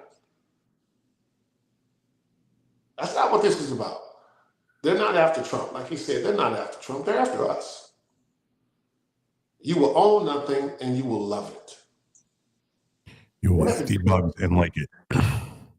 Huh? Without a doubt. Said you will eat the bugs and you will like it. They haven't given up that plan, bro. Haven't given up that plan. Hey, man, it's Friday. I got a bunch of calls coming in. I think because of, this conversation, I was waking up quite a few blessings that I have to address. And I'm hoping I'm going to get some yeses from those calls because they wouldn't be calling. I know one in particular, so we're going to see whether it's a yes or a no. But anything else, maybe? Like I said, I don't know. I'm in a situation where I can't plug up my phone. Well, we do have a couple more hands, but I mean, it's your call, bro. If you got to bail, you got to bail. Well,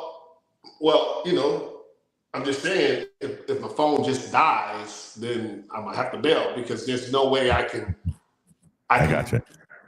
fix this on-camera situation. Like, if I'm doing a space, you just hear my voice. I don't need all this stuff that we're doing right here. I could just move and plug it up. But right now, I think it's kind of good we wrap it up, bro, because I got to kind of get back to these calls, which I think it's a really good call. Isaiah, dude, thank you very much for coming on today, man. I do truly appreciate it. Yeah, so, that's what's going on with the world of pedophilia. We are technically mad enough, but every time we get focused on that, just ask yourself, why aren't they mad enough? Why aren't they burning down public property and attacking, why are they attacking ICE agents for doing their federal jobs and not attacking pedophiles that they know exist? Well, we know the answer. We're already at war, people, and you have to ask yourself, it's just a matter of time before you're going to know if you haven't already been infected or impacted by this violence as yourself as an adult. How long, and this is centuries old, how long as conservatives, as Christians, right, as spiritual people, are we going to allow this to go on? Because everything else is just a distraction. What do you think is happening to the children when those bombs are dropping in Palestine? It's a cover for the largest human trafficking business deal next to chattel slavery. Just 160 years ago, the Confederates fought to hold on to the business model, which was inhumane. And children being harmed is inhumane. Being turned into slaves is inhumane. I don't think I could get an argument from that. Any form of slavery in the 21st century. But I'm talking about here on American soil, America first. When are we going to cleanse ourselves collectively? What is it going to take?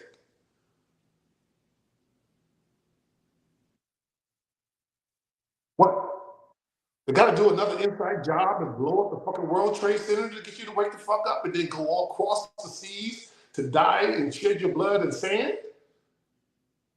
Is that what it's going to take? Because that was a lie. What is it going to take? I mean, it's a real question. What is it going to take to unify this nation on one thing? An alien invasion at this point. Huh? An alien invasion at this point. I didn't hear you. An alien invasion at this point. Well, that's only because the movies told you this, said that. No, what I mean is, I think we're so far gone. The only thing that would get us all together would be an alien invasion. Because but who told you that? Who told you that? Hollywood told you that. Well, yeah, but you heard what you said. I just the only thing it would take. Hold on. The only thing that it would take with Star Troopers is an alien invasion to make us drop the bullshit division, and now we have a real enemy in front of us called fucking aliens. But guess what? The aliens are the illegal aliens, motherfucker. They're already here. I don't disagree. The aliens that they're not telling you, they didn't put the word illegal in front of it. How many people across the country do you can't even, they were trying to New York City, you can't even say the word illegal aliens. It's against the law. The aliens Hollywood was preparing you for are the fuckers that are coming through these goddamn borders right now as what we call MANs. And for people in the military, go look up what an MAN is. Military-aged men. The aliens are already here. And they don't look like the fucking predator. They look like the murderer who killed in broad daylight Laken Riley, who's getting 3 hots and a cot from your precious federal dollars. There's a time, hell, my people were just on an allegation of killing and raping a white woman, was lynched on that night. But because of racism and bigotry and prejudice of the past, the Marxists have straitjacketed good people that know right from wrong, and then you're afraid to do what needs to be done. Usually, yeah, I think his phone died. There went his phone. All right, everybody. I want to give it up to Isaiah Washington. I want to thank him so much for coming in. Hopefully he'll come back and see this. We're going to keep this going for a little while longer. I know, Shell, you have to bounce out. Yep, gotta do one of those painful phone calls, dude. But yeah, great show, honey. Great show. Yeah, I in this case, I really wanted to. My whole idea behind this was to give Isaiah the platform to talk about this. I didn't really want to interrupt him too much. All I needed to do was ask one question, and it was going to be on from there. And you know, he answered any question that I would have had. Most of the stuff that he talked about, you know, him and I have talked outside of, you know, X about. And I think I kind of wanted to be free flow and just let him get it out and say what he needed to say. And I wanted people to hear outside of all the noise, because I think this was much more focused than the stuff that what he was talking about. Than if, you know, get him in a space where people start talking. And, you know, I wanted him to be laser focused and explain to people how deep and how nefarious this whole thing is, and how complicit Hollywood is in this, that they don't want this movie to get made. They don't want you to see the reality of the situation, that this is happening on our soil by our people. And I wanted to, Shell, thank you for running the space over there, my dear. You're more than welcome. We'll see you soon, Rob. All right. We're gonna go for a little while longer, guys. If you guys can continue to retweet the space and the live broadcast, would be greatly appreciated. And yeah, I see that we have some hands still, and I can actually see them, but I can't. Hold on one second, because I'm on the laptop. It doesn't let me scroll down, Aaron. We've got Carol, and you've got Alpha Romeo 15 with the hand up. By the way, Rob, can Yeah. you clear off the last chat you put up? You have to uncheck it so it'll stop showing. Yep. You don't have it on auto. I wanted it to stay there for a while, dude. Oh my God. I wanted it. Never mind. Never mind. Leave it there. You need some co-host, Rob? No, it says the Patriots Prayer Network. So there's a comment chat. There's a comment section over here on the live, and one of the comments was, "Hollywood is a cult and part of a giant psyop." So you can actually see it as a banner on the live, and I wanted to keep it there. So Carol, go ahead, because I saw you first, and Alpha Romeo 15. You're right after that. Carol, go ahead. Welcome to the stage. Hey, thanks, Rob. Motherfucking awesome, and Cookie kind of took my talking points, but I just wanted to say that I am a young or an older younger boomer. I'm right on that line, and I am married to a victim. And let me tell you, and it doesn't go away. It never goes away. It is always part of their life. And anything anyone can do to help get this movie out there and go after these pedophiles and go after these predators and bring them down, because it doesn't go away. And I thank Shell for coming in here and co-hosting. Now it's Gerbanda and Tink. But Rob and Aaron, you guys did a great job. I watched as I was listening on X. I watched you guys, and because I wanted to see Isaiah. I just give you guys a lot of credit for putting your faces out there and, not being afraid to go after these child traffickers. So thank you, everyone. And I just really enjoyed the space, and I can't say more than other than, when everybody is touched by this situation, whether you know it or not. Thanks. Carol, thank you. Thank you for coming up. Thank you for sharing. Thank you for talking about it. I know it was probably really hard. So I had said the other night, I was in a space and I was talking about, somebody was trying to come at me sideways about like rehabilitating pedophiles, and pedophiles using the excuse that they were abused themselves. And while my life isn't that, my mother was a psychotically abusive human being. Like she doesn't deserve the air that she breathes or the children that she bore. That's how bad she was. And I have never once, in all the years that I've been a father, ever once put my hands on my children when they were bad, when they mouthed off. At one point in my life, I would say probably around 18 or 19 years old, I made the decision that I'm not going to use what my mother did to me as an excuse to do it to somebody else. There's a point in life when you have to take responsibility for your own actions, and to use your past as a way to justify your actions is bullshit. And that's what we're getting a lot here on X, especially. I mean, I know who Nick was talking about. I mean, we all know fucking Joseph. I'll say his fucking name. I don't give a shit. He goes by Newshawk now. And it's funny that there's some people out there that still fucking follow him. And you know what? If you're following him, seriously, please unfollow me. After knowing that he was absolutely convicted of filming himself having sex with 2 children, did 7 years on a 10-year sentence, and the second he gets out, he gets on X. Mm-hmm. So I'm telling you guys right now, if you are following him, unfollow me, please. Don't come in my spaces. Don't interact with me. If you think that people like that can be rehabilitated, if you think that, you know, that you're just as fucking culpable. It's that attitude. It's worse.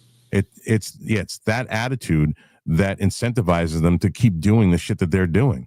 Like, yeah, but it's even worse, Rob, because you know his history too, and it's publicly available. You can look up his name. Yeah, and it's not even. He is already he already got, also before this last one that put him in for 7 years, was at a church under rehabilitation and stole from them and did other bad deeds before he got caught doing this. And that's what led to them finding the videos of what he was doing. Yeah. So he got on X and he tells everybody he's rehabilitated. He's perpetuating the same lie every time, trying to use religion to justify his actions. And he still has 11,700 fucking followers. Well, probably a lot of them are fake and they haven't deleted them. A lot of people don't pay attention to it. But the point is, I made it clear in a space, like we're at the point, and it's to what Isaiah said, right? Like, people are afraid, and we keep making excuses for it, right? I'm past the point of just don't listen to me. I don't want to talk to you if you still support him. If you find someone that is supporting him, if you see someone that you know is in his space or interacting with him, you need to publicly blast them. Oh, yeah. Like, the only way we stop this behavior is when the public starts actually engaging and protecting the children. When you turn a blind eye to this, you are not just simply, you are complicit in it. When you turn a blind eye, when you know there's a pedophile and you just say, well, I'm just going to disengage. Yeah, no. Then you are allowing him to continue to have that voice. You are allowing him to do more harm, to manipulate more people. It has to stop. And you ignoring the problem doesn't stop it. Alpha. Makes you complicit. Nick, hold on. Alpha Romeo, what's going on, brother? Is he there? I can't see. Alpha. You good to go, bud? Might be busy. Oh, there he is. Hello, Rob. Nice talking to you guys. Is he there? I can't see. Can you hear me? Yeah, we can hear you. He's got a delay. Yeah. Can you hear me? Yeah. What's happening? Yeah, we can hear you. Hello. Yeah, you got a delay. You got a delay because you're watching the video and on the space at the same time. I got a little delay going here. We got to stop him for now. He's got to go straight space, or else this is going to be impossible. Turn down the line. Oh yeah, that's probably what it is. I'm watching hold on. Let me kill the audio over here on this side. There we go. That should be better. Much. Is that better? There we go. Oh yeah. Yeah. You are Lima Charlie, my friend. We can hear you. Go ahead, Alpha. Okay, now we should be back. Is that better? Yes. Go ahead. There we go. Yeah, I was wanting to say hello to Isaiah because I spent 2 years in the Philippines in the Air Force at Clark Air Base in Balibago City. The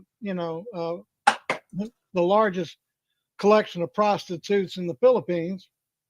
Y'all were talking about pedophilia, and I was reminded of the gum girls in the Philippines.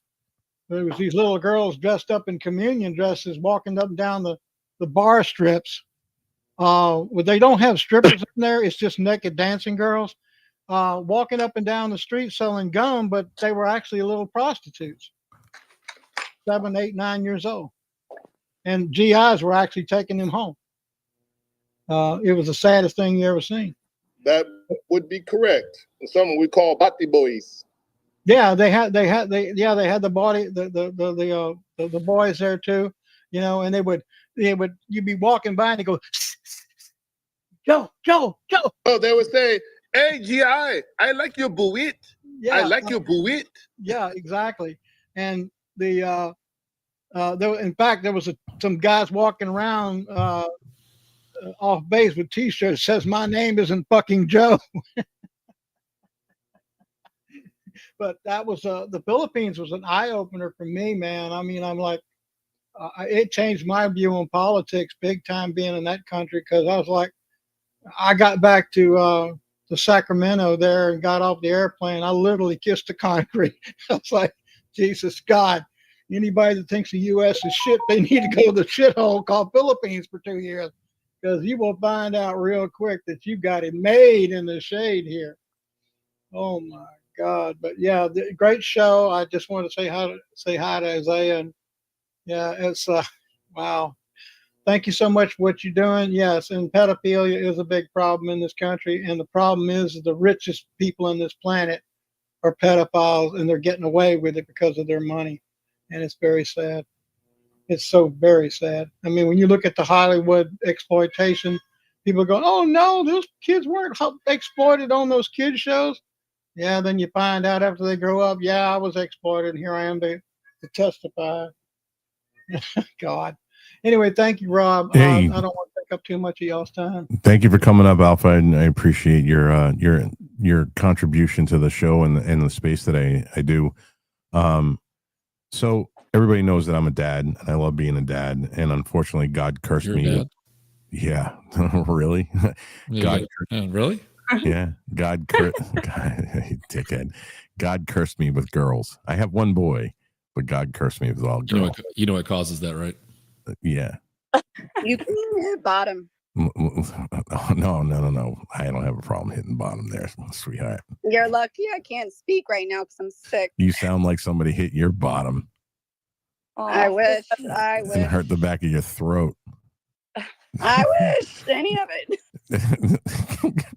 Rocks was doing. Just stop talking. Yeah, just stop talking, Rocks. Fucking Rocks.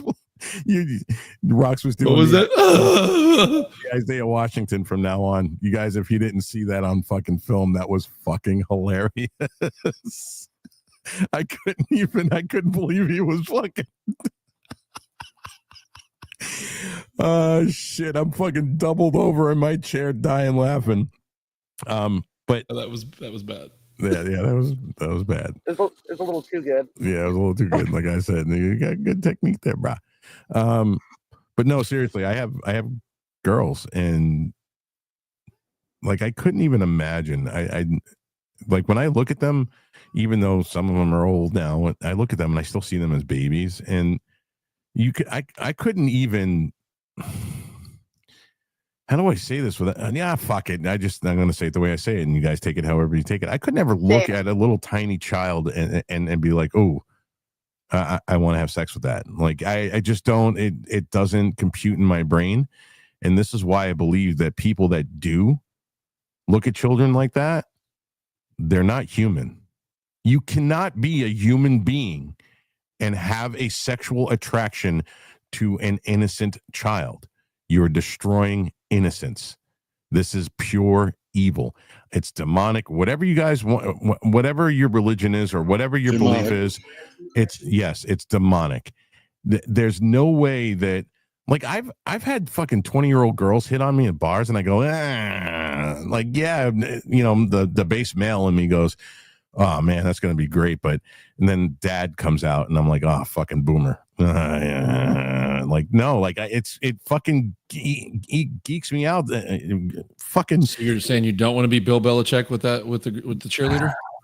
Dude, listen, you know, it's that fucking duality, man. It really is. It's like I want to bang out a hot fucking young chick, but at the same time, I'm a dad, and the dad in me prevails all the time, much to my detriment. It really does. That is someone else's daughter. Yeah. You know? Yeah, dude, that's exactly. Yeah, I'm like, man, if 60 years old with a kid, if some 40-something-year-old dude wants to date my fucking 20-something-year-old daughter, I'm gonna have a fucking problem with that. And you know, yeah, no, I get it, dude, I get it. Yeah, that actually caused a big problem with my best friend. We were young we were in our 20s. His dad dated a girl that was younger, and he goes, I wasn't even a thought in your head when she was born. And he was like, and it caused problems it caused problems because that's all he was dating was like young girls because he was divorced. And it caused a major rift between my best friend and his dad for a while because of that comment. But it's like, dude, you shouldn't be dating girls younger than your son. Yeah, that's just weird. Yeah, can I push back on that? Because I think people should just be more open-minded about stuff. I mean, life is so hard. At the age of 55 or 60, it's hard. I mean, why do we got to judge people all the time? That's something I don't understand about your generation. Who's talking right now? Well, actually, Jimmy, most Get of the time at the that fuck age. out. What did you just say, Jimmy? He's a troll. All right. Okay. Hey guys. Y'all should know Whoa. Time out. Hold on. Y'all can hear me, right? Yeah, Rox, we can hear you. This is a live show. This isn't a normal space. Can we please control the hands and control the open mic? Just everybody jumping in. Like, that's ridiculous. Like, we shouldn't be having that happen right there. Yeah, hands only, guys. Pretty please. Hands only. Yeah. And I don't know who the hell that was, but make sure they don't speak again. Oh, I handled it. I removed them from speakers. All right. I don't know who was. I mean, I can only see like 2 rows of people. So It was Cookie, then Patriot, and then Beetle. Or I thought Buck was gonna go, but yeah, it's Cookie, then Patriot, then Jeff, then Beetle. all right, Cookie, go ahead. First, I'd like to wish Roxy speed and health. I'm sorry you got that stretched throat, but hopefully it doesn't take too long to fix. We heard that. Also, since the disruptors in here, I just wanted to say, hey, when you're pitching these movies, if you want to throw my name out there that I'm a leading co-star, I'm sure you'll be funded just like that, just in case. And then, so on a serious note, so these guys and gals that are, put away, I believe that they probably have the highest recidivism rate of all types of offenders. It doesn't matter what it is. You cannot cure a pedophile. They always will be a pedophile. They always will have those urges. Now, some are able to control it and don't necessarily get themselves jammed up, but most of them do. So when you look at these kids, rarely is it the first time that we ever catch this happen. The kids they've been molested for months, years. Oftentimes they have multiple offenders. So, each time these kids are molested, they have to go through that trauma. That trauma is burned into their brain of what happened. For whatever reason it happens, these kids are there. Every time they see the offender, whether it's family member or, just a family friend, they relive that trauma. Now comes the time that we get involved as law enforcement. They relive that trauma as they're telling us what happens. We try a historical interview where we can go back to the very first time it happened, if possible, all the way through the most current.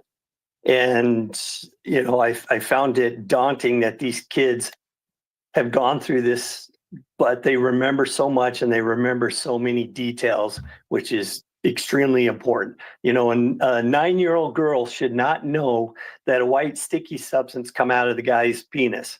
But yet that's what she tells me. But so they relive this stuff. They relive it every time every interview we do with them, they relive every single incident that has been there. So they're traumatized more. Then we go to court if we have to go to trial. Now they have to sit there. They see that suspect or the guy that did this to him or woman, and they have to relive that trauma, testifying in front of 12 people that they don't even know. You got a jury, you got a bench, judge, the people in the room there, any witnesses, they've got to tell that what happened to them, each incident. Then if the guy is hopefully convicted, any appeals, if an appeal is won and a retrial, they have to live through that again. So after this is all done, the guy's in prison or killed or whatever happens with him. Then as they go through life,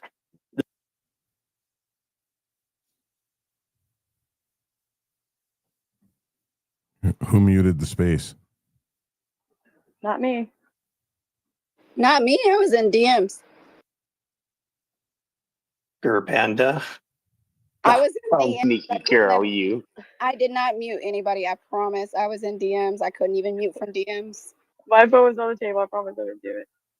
So I don't know where you left off, but anyway, these kids relive this stuff, and it's always in their life, and it's so unfortunate, and it really, having interviewed these guys, having to come up and tell these guys that,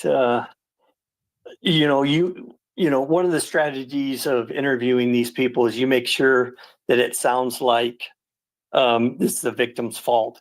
And these pedophile guys, they fall for that stuff. And if they do, then usually they'll start talking, but they don't tell you everything they did, and you don't catch that pedophile on their first time. I mean, you could be hundreds, you could be into 500, 600, 700s. It just depends, where they're at and what access they have. We have to live and we have to, this is burned into our brains. Rob, you talked about seeing your daughters, and then you think about looking at a little baby, and how do you find something sexual about that baby that makes you want to do things to them? And it's the same thing with my kids when they were young.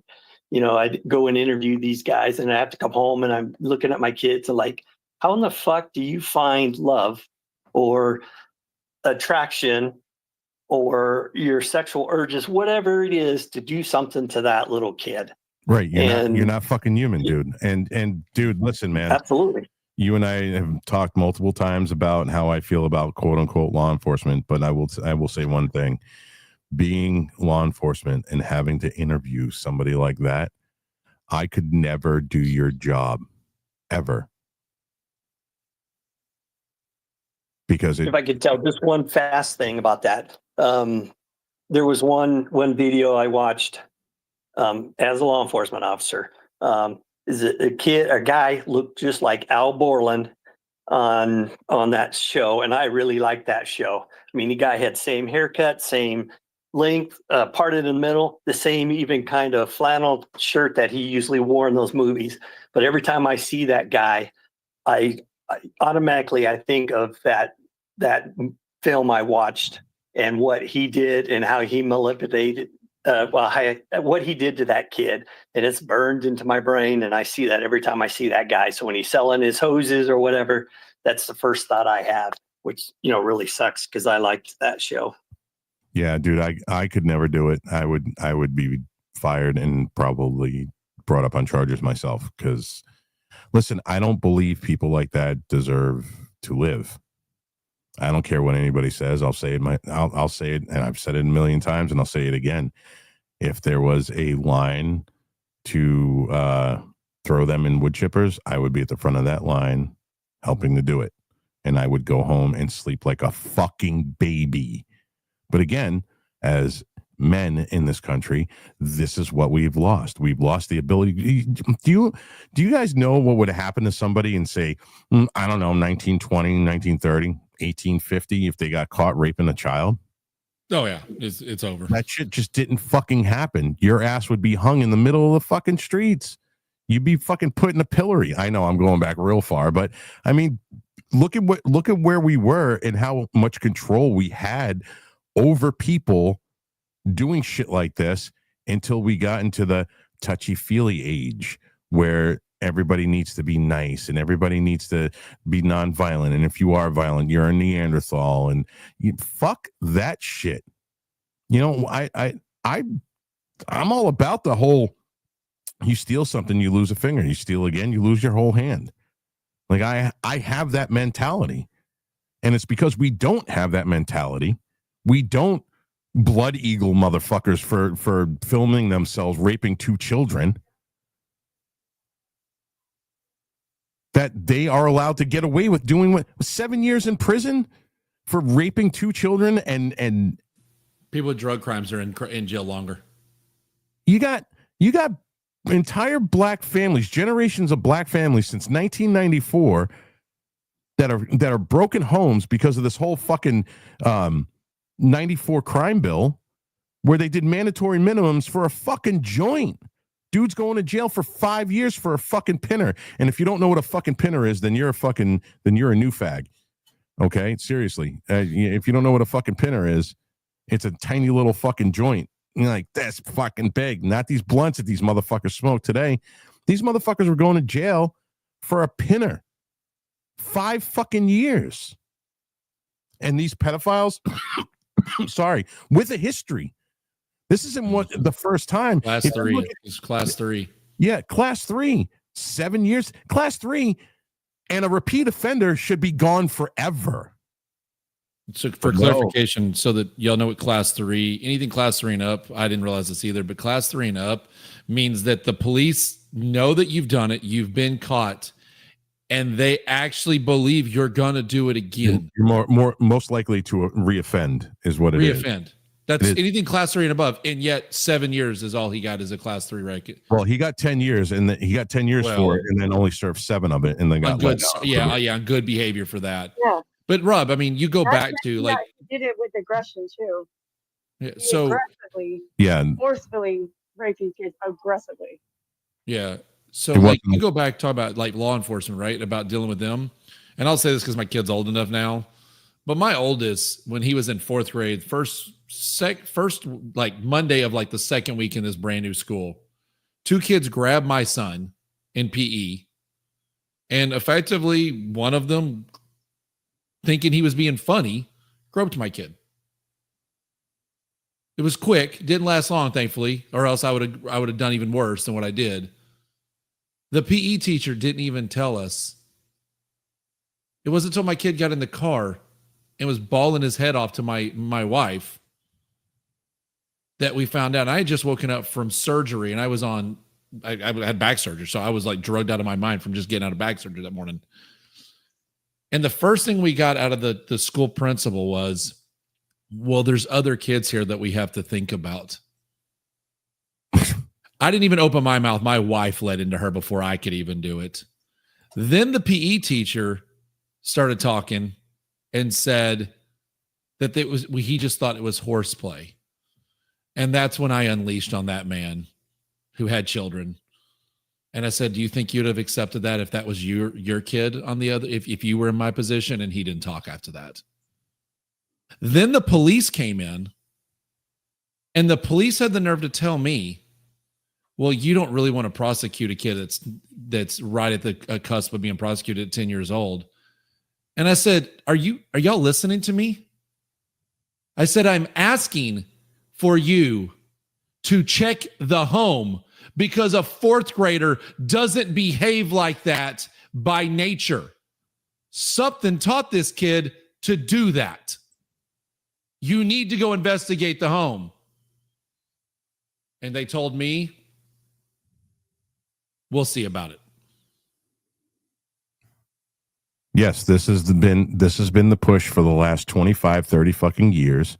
They want one homogenous fucking people. They don't care. Sexuality is nothing to them. They want us all to be the fucking amoebas. And yeah, if you push back on it, you're the one that's wrong. Fuck you. Yeah, I was the bad guy. Yeah, the cops tried to make me be the bad guy.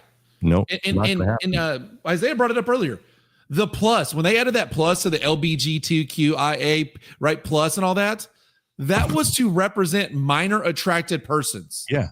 And I hope everybody knows by now what MAP is. It's pedophile. There's MAP and no minor MAP. attracted person.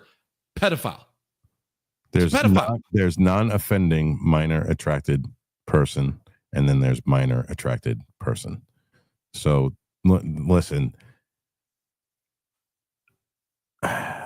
And we're just supposed to turn a blind eye to it. We're just supposed to just be like, well, they can rehabilitate.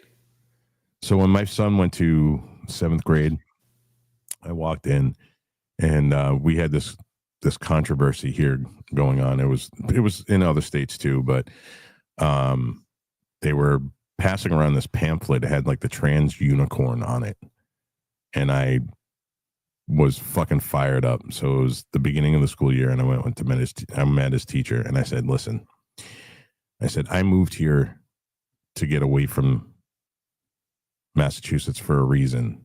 I said, you will not be teaching my son about any kind of faggotry, no fucking anal sex, none of this fucking faggot bullshit. Every single parent was looking at me going, their jaw was dropped to the fucking floor. My son's mom was like mortified, but she should know me by now.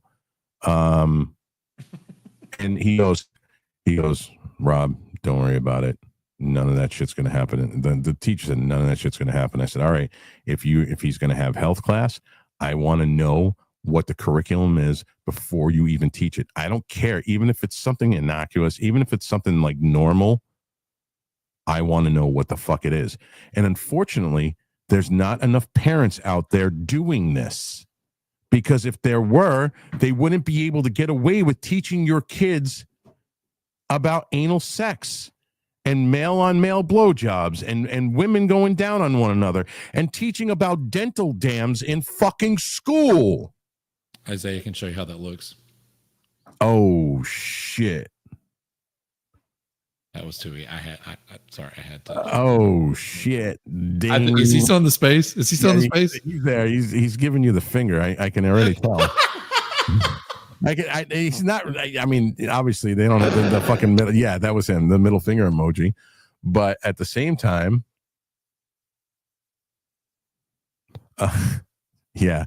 But at the same time, we don't have enough parents going into school because they're too afraid. They're too fucking afraid of what people are gonna think. Yeah, because men have become pansies. Hold on 1 second. Your camera just skipped.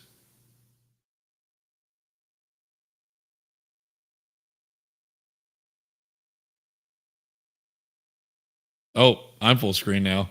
I don't know what he just did. Yeah. I'm just. I got a bunch of comments here that I'm going to try to answer. But go ahead. It's Zach is next, right? And then Beetle Bailey. Yeah, great.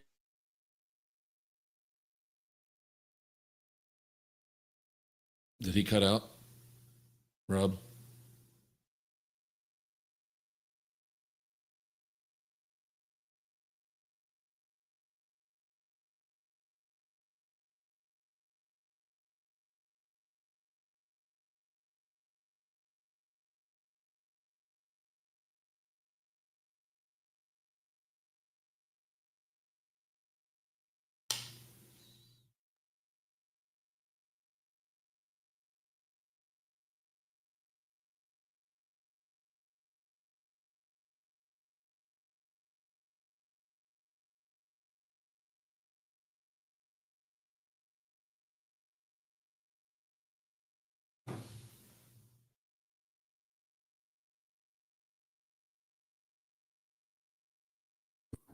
Yes. Go ahead. All right, so Zach just went. Next was going to be Jeff, Buckster, then Beetle. Yeah, appreciate you leaving me as the main camera with no audio and nobody say anything. I'm just on camera like, you didn't have audio? Hi. Why I had didn't no you audio. Oh. The audio went off. I was just sitting there like, I'm just waiting to hear something like, okay, come back on, Rob. Can you hear us, Aaron? Yeah, go ahead. Yes, like when he went full screen, the audio went off the stream. For at least from my end, it went. That's why I was like putting my other AirPod. Listen, guys, I'm still learning how to do this shit, man. I know this isn't fucking professional, but I'm getting there, man. I'm fucking trying. Next week I won't be last minute in getting in, so I can help out with this. The rafty fucking Cuban comes in here and busts my fucking balls, calling me a fucking boomer. Fuck you, dude. I mean, yeah, I saw how you let that shit fly. I was gonna light into his bitch ass. Oh, there's Isaiah. Dude, I told him. I said we got a big party down in Florida in October. It's called River Raid, and I'm gonna go down there and I'm gonna fuck him up. You watch. Oh yeah. I'm gonna fucking Sharia that bastard. All right, we got Jeff coming up. Go ahead, Jeff. Hey, what's up, guys? Tink, what's going on, rocks? Try some tea with that honey and a little lemon. That should make your throat feel a lot better, sweetie. Good to see you. Rocks, I What's got up, something Big that'll make your Rob? fucking throat feel Big better. Dog, Isaiah, my man, and everybody here. Buckster, I see you, Bubba. Anyways, you know, I think that it's time to put pedophiles in general population. And one of the things that I want to do besides Justice Department reform, we got to take some of these judges out. You know what I mean? They need to be retired, to say it politely. So with the pedophiles going in general population and you put them in protective custody, they learn how to be pedophiles. They hang out with pedophiles. They learn from the snitches. They learn from the rats, and the dirty cops can teach them how to get away, because that's protective custody. It's like a school department for pedophilia. So, but with 9 million men on paper since me and Isaiah was real young, they're breaking our backs back in Houston since the late 70s and early 80s. They've been throwing us in prison like there's no end to it. Texas Department of Correction, that's big money. That's big bank right there. We know how they operate. They roll hard on us. And from here on out, we're going to get some justice reform. I think we can get 1 million men out of there, Rob, and put 1 million men in the military and give them a 3-year sentence where they can, when they complete that 3-year military sentence, and their records can be expunged and they can join our society. And so they'll take 1 million men, 6 months.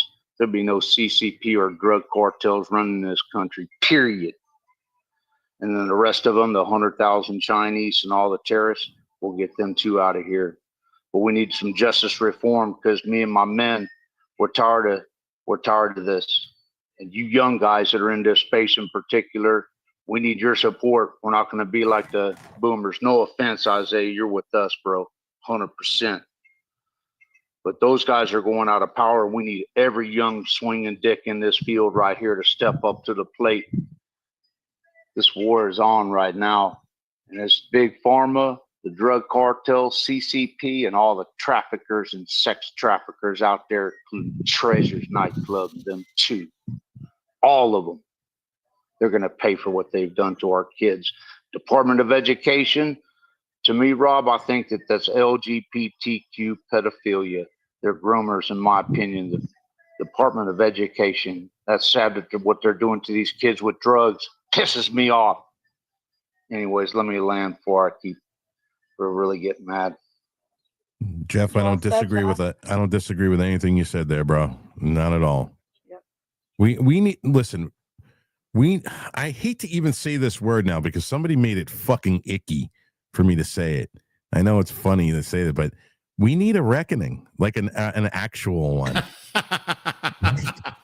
Like not just a fucking fake one, not just a fake one.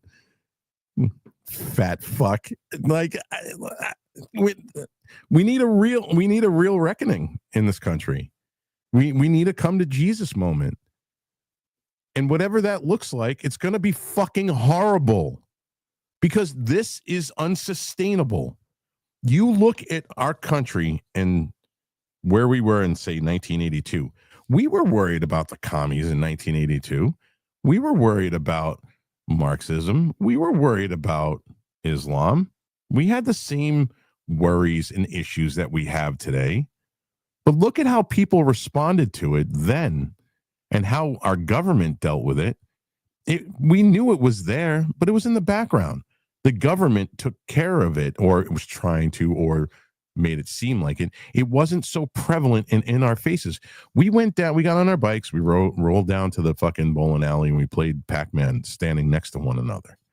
We are so, for all the connection that this has afforded us, we are more disconnected from humanity than we ever have at any other time in history. And it's because of this. Yeah, I'm sitting here, I'm connecting with Aaron, I'm connecting with Isaiah Washington. I mean, you know, in 1990, I would have never been able to have a conversation on the phone with Isaiah Washington. You know, I connected with Rox and Tink and Nick and Zach and Cookie and, you know, Beetle and Jeff and everybody else that comes into spaces and talks. So we're connected in that way, but this isn't organic. This isn't humanity right here.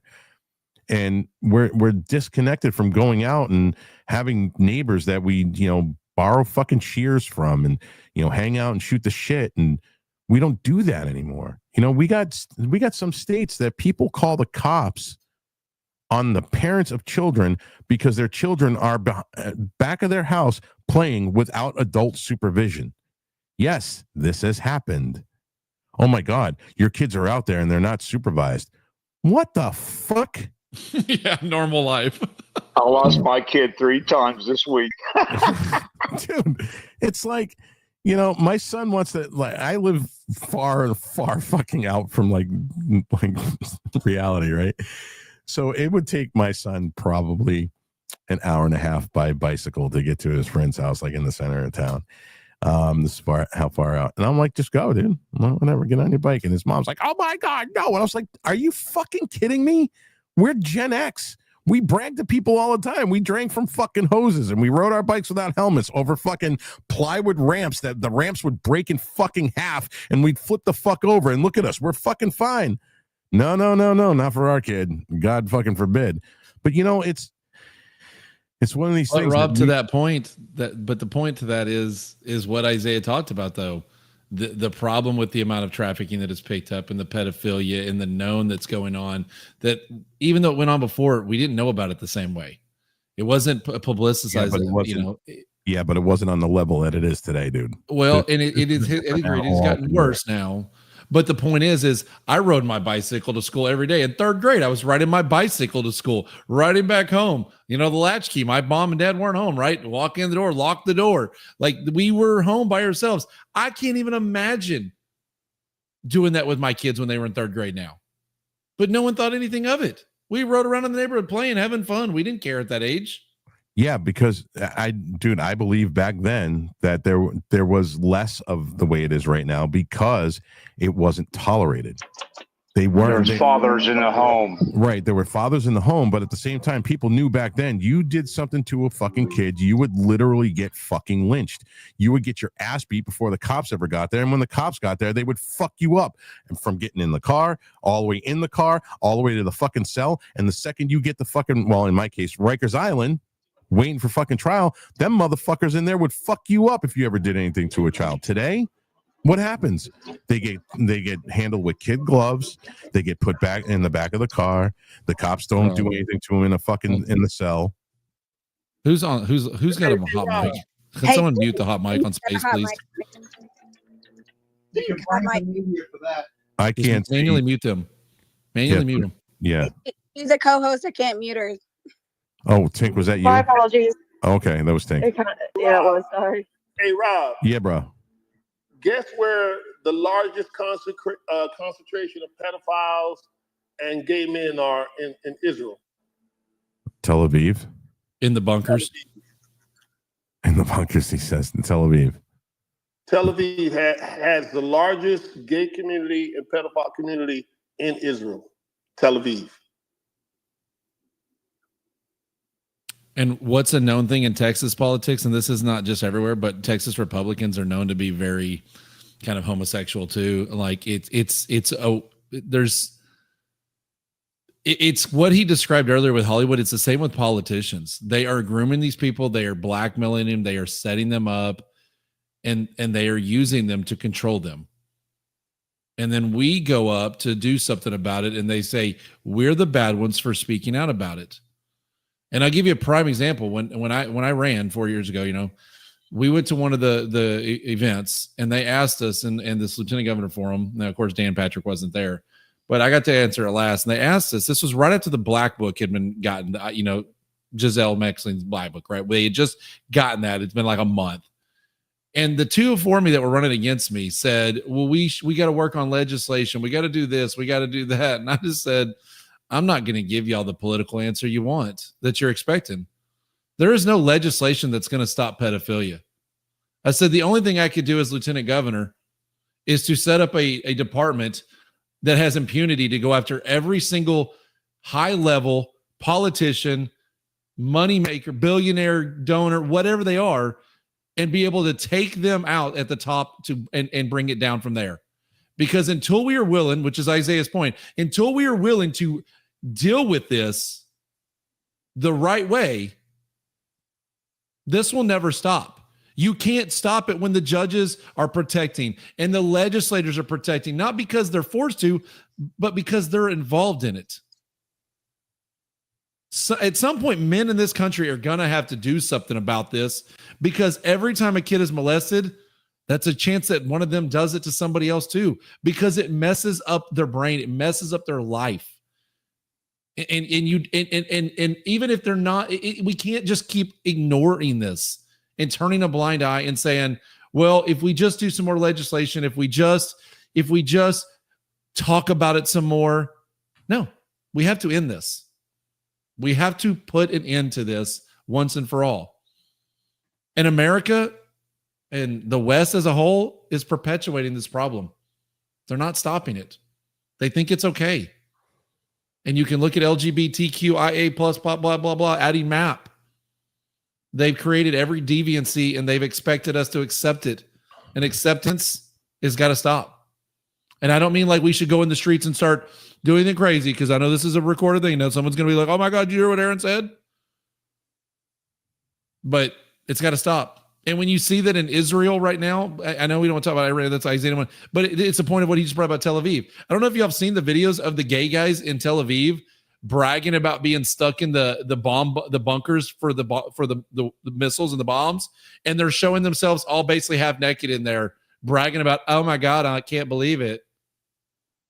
This is sick. It's disgusting behavior. And you're just going to keep ignoring it?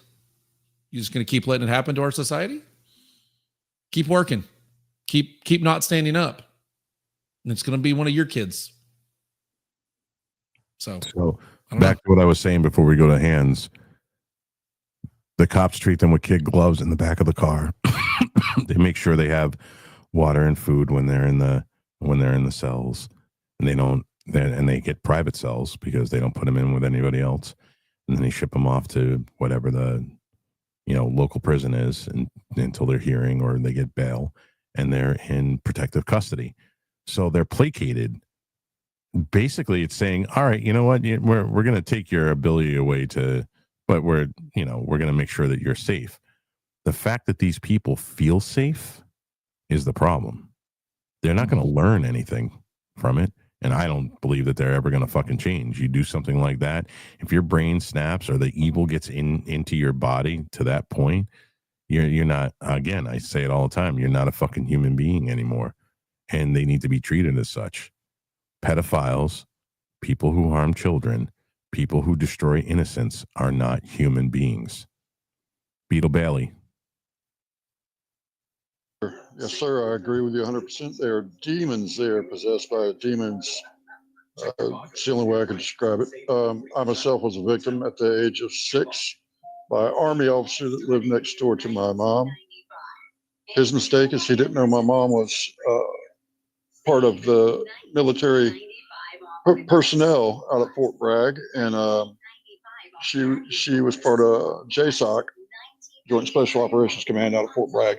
She did personnel out there, so she got his name and rank, and basically ruined his career. So I guess my mom got vengeance for me, which was cool. I went home and told her, "Mom, I make lemonade." She's like, "What? I make lemonade? What do you mean you make lemonade?" "That's what Captain across the yard told me. He wanted some of my lemonade." I'm 5 years old. I didn't know what the hell was going on, but yeah, she knew, and she took care of business. Parents need to take care of their child's business when their child's too young to take care of themselves. We all need to stand up as a nation against this shit. It's rude. It's wrong.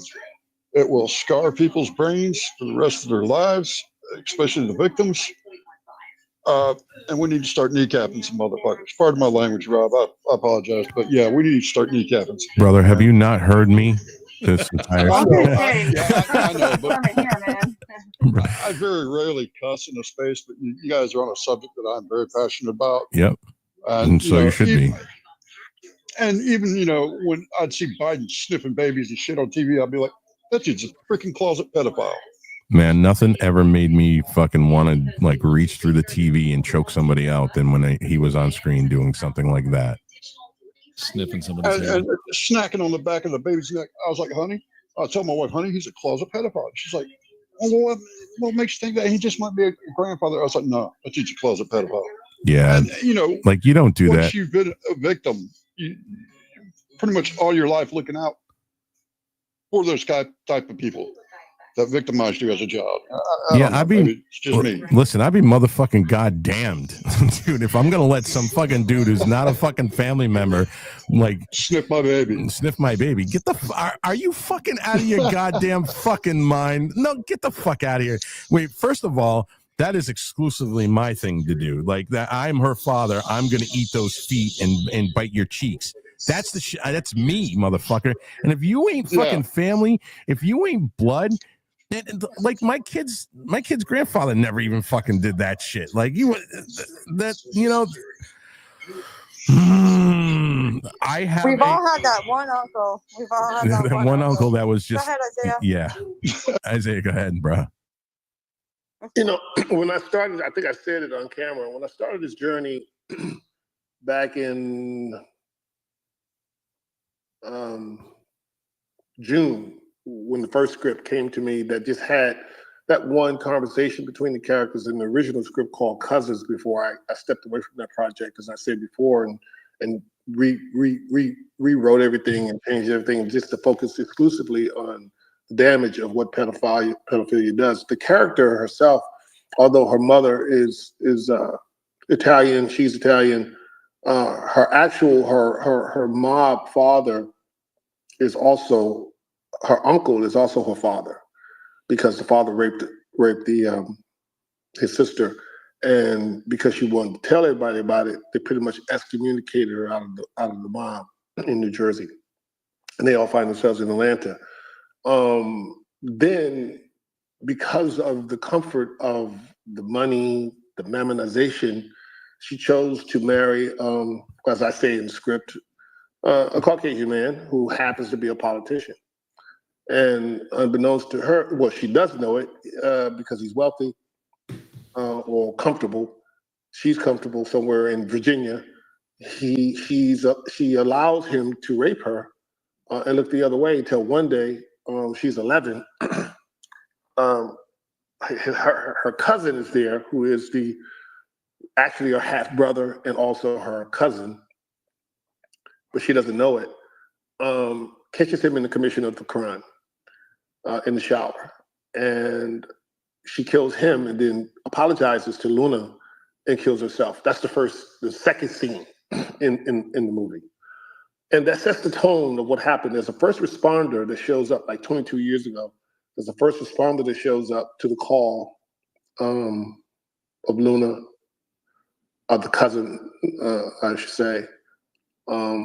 Actually, no, the cousin is not there. That's a different version. She makes the call. And I played that first responder 22 years ago. And her body language bespeaks of a person that calmly holds the phone, walks down the hallway, points where the the decedents are, and then she goes to the kitchen, pours some cereal, and goes back and watching cartoons. I'm going to have her watching Popeye, right? Everything I post, sometimes people think is random, but it's not. There's a reason I was posting a lot about Popeye, because that's kind of where I'm taking it.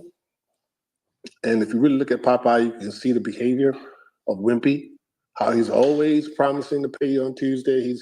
But he's always in the middle of chaos between Bluto and Popeye fighting over olive oil, who I think is the oil, and I think Bluto is actually an Arab. And they're fighting over olive oil. And we're still fighting over land that has oil, right? That's how I saw it at 8, and that's how I now see it at 61. Again, I want to wake up this conversation about pedophilia, because you notice you can still find pornography on this app. I remember the woman, Christy, she was the lead actress on Cheers. Poor thing, she just died. And, we had a bit of an argument about something. I don't know what it was. And we used to talk, but she was upset with me, and then she passed away. Christy Alley, I think it was. But Kirstie Alley, yeah. Yeah, Chrissy Alley. And she and I, we, during the Jack Dorsey days, we really went after Jack Dorsey. It's like, why are you okay with all this, gay porn, child porn? I mean, you looking at grown men having sex with children on this app. And me and another guy, we woke it up. He got suspended, kicked off, definitely, but I was allowed to stay. And it kind of went away. And then when it's not available as much, but you still see women soliciting having sex on this app, but you don't see as much.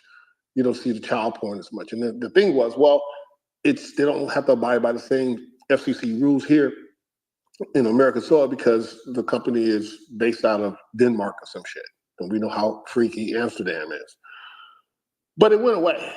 But it hasn't gone all the way away off the internet. A lot of your children, guys, probably seen more than you've ever seen when you were 8 years old, just because they have a cell phone. And that's what kids do. They're curious. Again, I think all these other things that happen in America are just distractions. Like I put it in the Jumbotron, don't get distracted.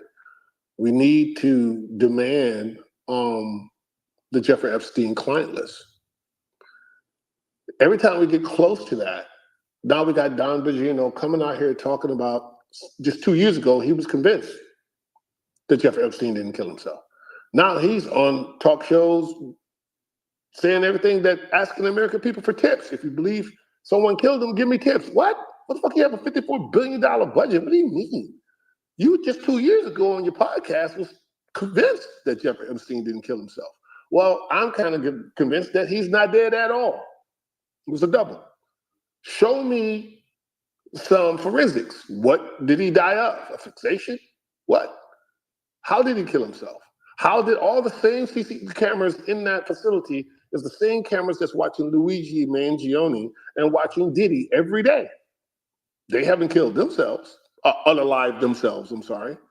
But somehow all the cameras just happen to just go out at the exact moment this man supposedly hangs himself? What, with bed sheets? Like Anthony Bourdain, 6'4", hung himself? Really? Anna Heche just happened to just have a car accident and just die? But then when you have a video of her unzipping herself out of the body bag, it's on the internet still. Anna Heche was not dead when they took her out of that car. There's video out there, and I'm not making this up, where she unzipped herself out of the bag. I've seen it. But it's nobody's fucking talking freaky about that.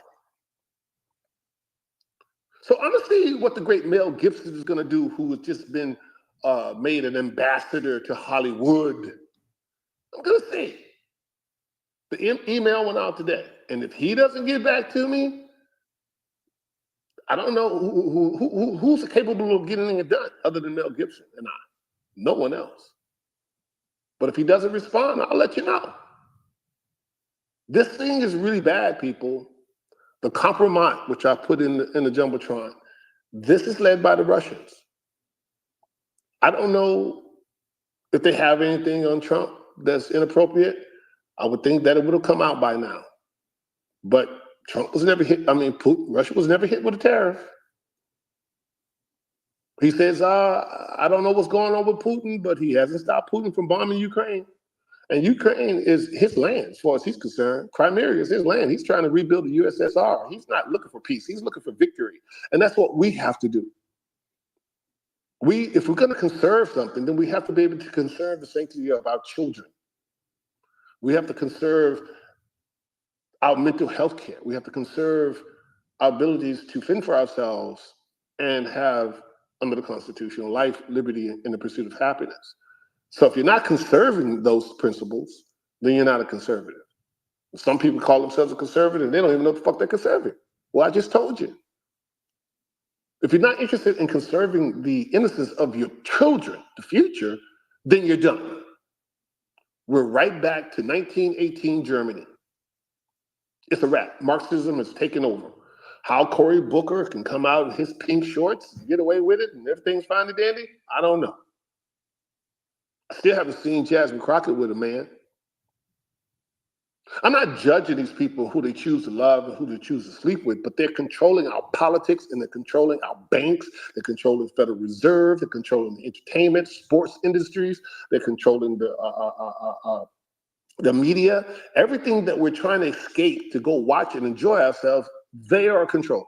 And then when you say they, oh wow, who? Oh wow, oh then you're victimizing them. Well, I'm not talking about all of them. I'm talking about this Google who the fucking executives are, Bob Iger, and what they consider themselves ethnically, which I don't understand how to be whatever is an ethnic when it's supposed to be a religion. This is what the Marxists do. They lie. The Democrats are literally taking a page out of Joseph Goebbels' plan. Point to the other opposition and blame them and accuse them for doing. Look how they stay in lockstep. We're not even talking about the woman who was murdered by this guy, Vance Bolter, this week. It's Friday. Nothing. Crickets. Tim Walz got away. You see how they do it? And then trying to make him a MAGA person when there's more than enough evidence. Stevie Wonder can see that this man was appointed by Tim Walz in the hub of some of the most debauched behavior in the country next to Atlanta and probably Houston and Dallas, Texas. Because we just got caught. People in Fort Worth were human trafficking. 109 were arrested. Not a peep from a Republican. Not a peep. They all want to talk about Iran, Israel, Ukraine. They want to talk about Trump every day, all day, but no one's fighting for the children that are being harmed. They never come back from that harm. How do they ever get repaired? They don't. And many of them become victimizers themselves.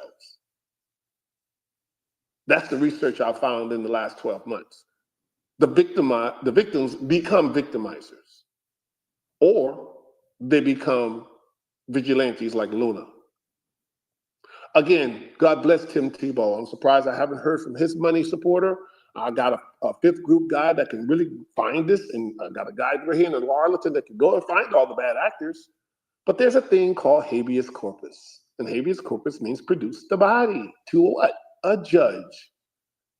And the judge is not going to give him anything. What? Slap on the hand, roll the wrist, maybe 7 years, maybe 3 years.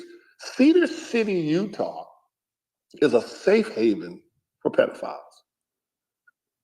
sexual offenders. They have a place to go.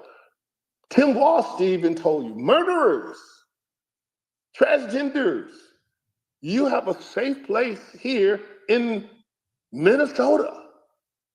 This is what the Marxists do. This man got caught red-handedly and couldn't explain all his trips to China.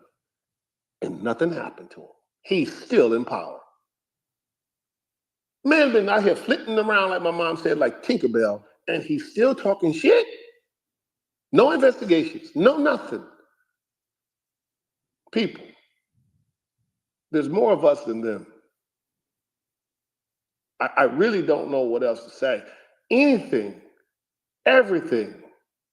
How can this nation account for $234 billion harming children and women? How, Sway? Well, we're not going to do anything about it. Just remember before Trump, how we all had to be threatened to go to federal prison if you didn't use someone's pronouns? You think that's not going to go away? While you're being fractured and fighting between Owen Schroer and Laura Loomer and Mark Levine, you're not focusing on the 2026 elections. You're not picking the best candidates you need to get elected for 2026 terms so you can control the House and the Senate. And right now, the House and the Senate and Jim Jordan and Mike Johnson, they're not talking about pedophilia. None of them. They're all in it. And if they're not in it, they're going to see. I said before with Barack, and I'm going to land, the problem we have is the Benedict Arnolds. The problem we have is the selfishness and self-preservationists. The people that go, hey, fuck it, it's not my problem. I got to get my own. I got to get mine. I got to get mine ourselves into communism. And then where you think you're going to go? Anthony Weiner? Where do you think you're going to go? Do you think the youth that want to have families in their 20s and 30s that sees what old heads are not doing, you think they're just going to let this fly? They're waiting on us to do something. That's why they have no respect for us on TikTok. That's why they don't behave. That's why they're twerking all over the place, because they see we don't have no fucking leadership. We're not unified as Americans. So why should we behave? Why should we not be debauched? Why should we follow moral guidelines and the moral compass? Why? We have no leadership that's doing that. Trump cannot do this by himself. Yes, we showed up on November 5th, but it's not over.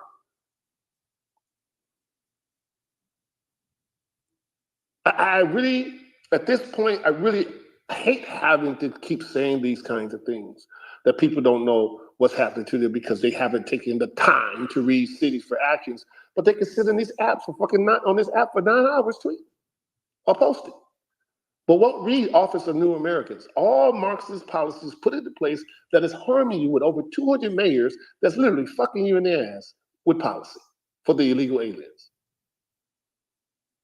You're being replaced. There's no theory. Have you noticed they don't even talk about the theory of replacement anymore? You know why? Because that mission has been accomplished. You don't have to talk about it. They're here. We've been invaded.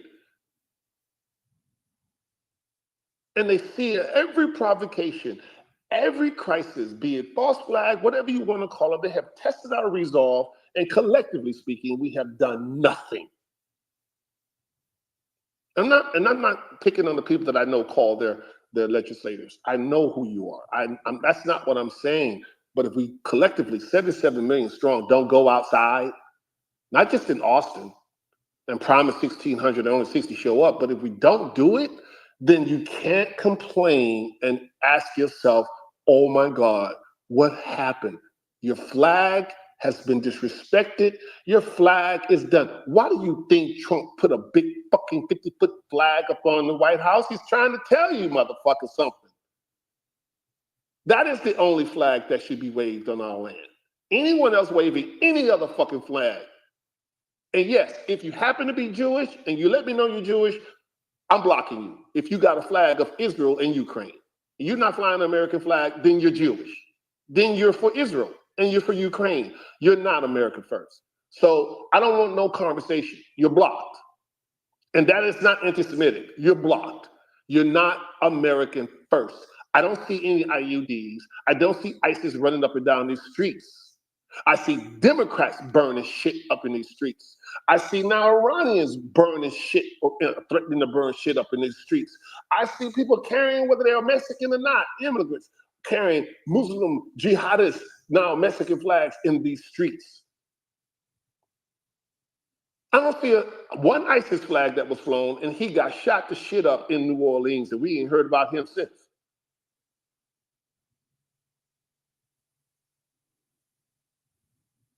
It's a distraction from the largest criminal cartel business ever. Yes, slavery has been around for 7,000 years. Have they been harming children since biblical times? But now we have YouTube. We have the answers. We have the power. We know what's going on and what. So please, I'm not trying to curse anyone. Don't jump on this app in the next week or 2 or 6 months and say, oh my God, my daughter was just snatched. I can't believe I was in this conversation with Isaiah. Help me. Help me. I'm putting up a GoFundMe to find my daughter. Don't do it. Don't do it. Because you're not going to like my response. You're not going to like it. It would be a no response because I told you. It's that bad. Why else is no one else talking about this?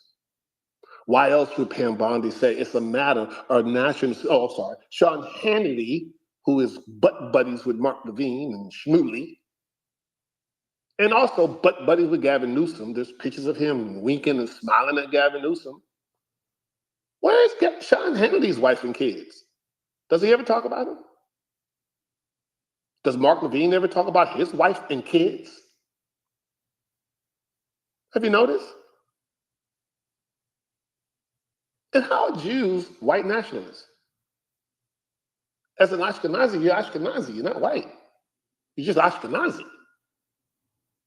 When did you become a white nationalist? Jake Lane?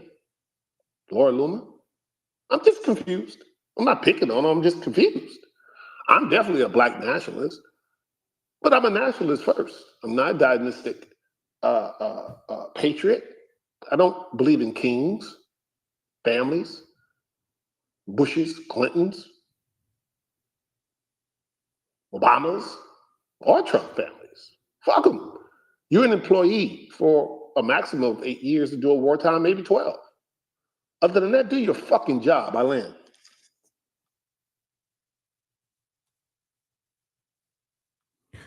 Buckster, you are next, my friend. You've been very patient. Thank you. Hey, no problem. Yeah, I mean, outstanding show, Rob, Aaron, Tink, Rocks, and Isaiah. A lot of respect. I'm just going to say that, I agree 1000% with what everybody's talking about. And I just want to say that, I mean, Rob, you're from Afghanistan, Massachusetts. Yep. It's completely gone off the rails up here. And, we have judges that are letting out illegal immigrant child rapists for the last 2 years. And the only operating body up here is the ICE group, because they learned how to surround the courtrooms. Yeah, so they couldn't be let out the back door. Buckster, it just happened in Gloucester. Not only did they have a retainer on this motherfucker, NICE had a retainer on this motherfucker, they had a detainer, which is two different things, but they had both on him, and they let him go, and he went and without bail, right, and got out and raped a 2-year-old. Yeah, it's just Nobody's holding these judges accountable. Bro, what the fuck? I never thought I'd see the craziness here, but I can tell you this from being a history buff, and I've seen a lot of shit in my life. I spent, 3 different times over in the big sandbox. And let me tell you something. I think it's the increase in the Muslim population in this country, because, I mean, they like to marry children, and they do it forcefully, and it's sick how they treat their women. But, people forget, back in the 1980s, it was about, I don't know, God, it had to be about 40, 41 years ago. There was a KGB agent that defected, Yuri Bezmenov. Oh, yeah. And he laid it out. Yep. He laid it out. He laid it out in spades. And he said, this is how Russia and this is how communism is going to take over the United States and destroy it from within. And he laid out the 4 steps. And he said, it's going to take 20, 30, 40 years. It's the long game. But, you start out with demoralization. So you demoralize the population with fear and tell them that what they think is right is now wrong. And then you get into the school systems, and then you start to brainwash the children, especially in college. So when they grow up, they become world leaders and leaders of banks and businesses. And then the ideology is implanted in their heads. And that's what we have today. So there's so many sick bastards out there. It's just ridiculous. But I will say this, here's a real simple thing, because I like to take action. I've taken action multiple times in this crazy state to try to help out with many different subjects. And a lot of people don't want to get involved, but I did put in the purple pill. Okay. There's this young woman named Sovi, and her account is awesome. And she brought it to our attention that a Sarah Lazarus account was posting pictures of underage girls, scantily dressed, and asking men to rate them. We got this out to everybody we knew, and that account is now suspended. When it comes to Joseph's account, which I've posted about it many times, I've been in spaces about it many times, I think what we need to do is as many people as possible can report this account. Now, what you can do in order for them to actually look at it is choose the other option and type out multiple time child sex offender hiding under a different name. That may make a difference to get his account suspended once and for all, because I don't think people are doing that. But if we take action, now that's a simple thing. How long does it take to do I'm trying not to swear. I know you guys are swearing, but how fucking long does it take to do a report? Less than 5 minutes? Less than 3 minutes? Everybody in this space does that right now. You think they're not going to look at it? But you have to click other, and you have to type out what he's doing, because the crafty son of a bitch is not posting anything about children. And I will tell you this. He knows exactly what he's doing, because when he first switched his account, he picked a children's book for a name, Ender's Game. Ender's Game, yeah. And let me tell you, it took everything in my being to not get in a car and take a ride. I don't want to throw my life away on a piece of shit like this. There's ways we can do stuff legally to take this country back and to stop these sick bastards. So, showing up at your school, showing up at your school board, saying, I don't want my children to be taught this crap. I'm not going to accept it anymore. That's how you get involved. You don't have to climb a bell tower and go ape shit. You don't. Believe me, I'd like to. But so that's what's going on. So, Isaiah, man, thank you for what you're doing. Keep up the fight. Maybe even, I don't know if you have, I might have missed the beginning of the show. Reach out to the guy that did Sound of Freedom. He's been in Spaces. He did that movie. It's all about stopping child sex trafficking. And he's even hinted around to the fact that he knows where it goes in here. And he said everybody will be shocked when it comes out. Hook up with that man. There's some power right there. But, keep doing what you're doing. And I agree. We've got to keep the attention on this, because it happens too much. And you're right. Anybody that starts to say who didn't do anything or didn't even attempt to do anything, or at least speak out, or at least report something if you see it on this friggin' app, don't come whining if it happens. Because you've been warned. It's well known. This is no secret, and they're not talking about it. But what they've done in this country, it's been brilliant, and I hate to admit that, but they've scared the shit out of everybody who wants to do something. And when they did it, when they really locked it down, it was what they were able to pull off on the January 6th people. So we've got to not be afraid anymore, because you're right. If everybody gets out on those streets and walks the streets, they can't take us all down. They can't. Problem is, we got too many people that have been pussified by Hollywood and won't take action. So thanks for letting me speak.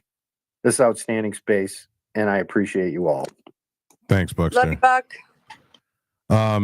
So, I'm going to go off on a little tiny tangent here for a second. There's 100 people in here, and I truly appreciate you guys being in here. But since it's not a sexy subject, if I were to put, the little light thingy, the little alert symbol, Iran, Israel, commentary with the Disruptor and PatriotRob, and we'd have a whole shitload more people in here. But we're talking about something that's real. Like, I'm not saying what's going on over in the desert isn't real, but ultimately, at the end of the day, it doesn't affect America. This whole America First thing should be America Only. Like, I want to change the name. I saw somebody post it today, and I was like, yeah, I'm all about that. America Only. Fuck you. They're trying. You can see certain people trying, like Mark Levine, trying to change the. We know America First is America First, America Only. But now Mark Levine is out there saying, no, America is the first to go into Israel. America is the first to go and help the rest of the world. Fuck that. They know good and fucking well what America First means. So, and we're in here talking about something that is affecting this country in a way that other things that are going on in other countries aren't affecting America. This is one of the this is the biggest crisis of our lifetime. 300,000 missing children, and thousands every day sold into sex trafficking, kidnapped from families, illegal immigrants raping 2-year-old children, and the judges allowing them to get away with it. This is prevalent. This is in your face. This is the now. This isn't a bunch of fucking towelheads killing each other in the fucking desert. That shit ain't happening here. But people would rather talk about geopolitical than what's really going on. And I know for me, I have certain values, I have certain beliefs, I have certain ideals, and that's what I'm going to talk about. I'm probably not going to ever talk about what, the sexy now shit. I'm going to talk about things that really affect American citizens. And unless somebody convinces fucking Trump to drop a tactical nuke because they are pushing that button. They are prodding him, telling him those GBU 57s, is that what it is? 47s, whatever the fuck they're called. The bomb that none of us fucking knew about until it was advertised on X. And now all of a sudden we're fucking experts on it. Poking him and telling him, oh, that bomb's not gonna get down 300 feet. You got to drop like 7 or 8 of them to get down. But we could give the Mossad a fucking tactical nuke and they can get it in there. Are you fucking kidding me? These saber rattling fucking warmongering pieces of shit. Did you really just say and in earnest that we need a tactical nuke to take out this bunker? You are seriously talking about a nuke. What the fuck is going on? And then all of these talking heads that don't know a fucking goddamn thing. They get all of their little information from Grok and fucking Google. And, when I used to say all the time, arguing with a Democrat over gun laws and gun restrictions is like me, and they're talking to me about, 2,000 rounds a second, 30 fucking baby killing bullets and in a clip, 30 clip mag. And, it's like me going and getting a cursory knowledge of brain surgery and talking to a brain surgeon about it. Like that's like, oh yeah, but it's like, all right, dude, you're fucking stupid. Shut the fuck up. Most of these people that are talking about this have no fucking clue what they're talking about. I'm the only bomb expert on this space. It's the red wire. We already know. Shut up. Nobody asked you. Doesn't matter. It's the fucking red wire. She's like, it doesn't matter. It doesn't matter. I'm gonna make it green just for you. You're gonna make it. All right, good. I'll defuse the fucking bomb. Sally, go ahead, my dear. You've had your hand up. I can actually see yours. Well, I appreciate it. And I appreciate that you guys are having this space. This is a conversation that I promised myself that I will refuse to go in the back scenes. There's so many people that talk about it when it's like there's something going on or they can grift off of it or whatever. And I know that you guys I know are not doing that. So it's refreshing to have people bring attention to this. Sorry, I listened to your thing over on X because the audio was better over on there on your live stream. But Disruptor, Isaiah, I don't know if you've talked to Aaron Stevenson, and if not, I'll put you in contact with him. He was a DHS whistleblower who exposed the cartel's involvement with NGOs, bringing terrorists into this country and whatnot. But that is always his complaint. Like, you have Sound of Freedom. They focused on going into these other countries and rescuing kids. And he's like, I'm glad that there's attention on that, but this stuff is going on here in the United States. No one is exposing what is going on here once these kids get to the United States. So I think that he could, I don't know, with your documentary, he could say, hey, this is what I know. I mean, he's an analyst. He exposed all of this stuff. He got fired. He's still trying to get his job back because he exposed this. They fired him instead of fixing the problem, right? All these kids going to cartel members and whatnot. And Tara Rodas also, I mean, they would be a wealth of knowledge of what is going on here in the United States. If you need that, I'm sure, I don't know if you have connections with them, but I will put you in contact with them because I think that what you're doing, making a movie about what is actually happening here in the United States, that we are the biggest child traffickers, we are the biggest, whether it be satanic or ritual abuse, whether it be through CPS, kidnapping, medical kidnapping your kids and lying about parents so that they can put them into the foster care system so they can be exploited and trafficked over and over and over again. I just think I've been in lots of spaces with you and with Rob, and I didn't realize that both of you had this level of passion. And I'm sorry, this topic makes me emotional, but I'm so grateful to have you guys in this fight. And I keep on doing this, guys. And I'm just going to land it there. Sally. Listen, oh, I'm sorry. No, go ahead. Go ahead, bro. I said earlier, unfortunately, I tried to work with Paul S. Hutchinson. He played the character. There was a character created for him where he played the multimillionaire that went undercover to build the hotel to trick him.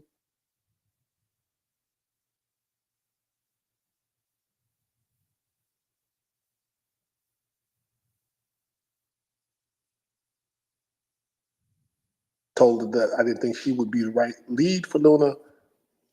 They went away. The people here in Dallas that he told in front of me here in Dallas that this was going to be bigger than Sound of Freedom, that guy went away. All he did was give me a little Jesus, telling me I need a little Jesus in my life and a little bitty doll that's Jesus. People, listen to me. We're losing the war. Fentanyl is not made in America. The borders may be closed, but that's good for business.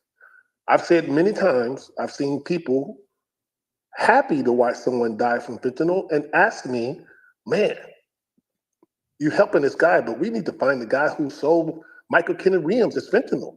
If it kills him, it's going to give me a good high. We have a major problem with addictions to pornography, to drugs, to sex, to violence. And most of them are in your church. They're liars.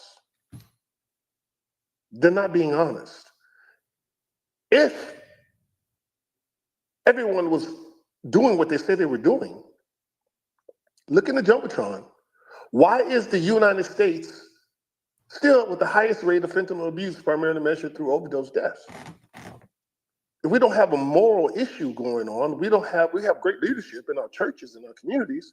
Why do the America leads globally with the highest per capita opioid-related mortality driven largely by illicit fentanyl, which is what's supported in the hospitals?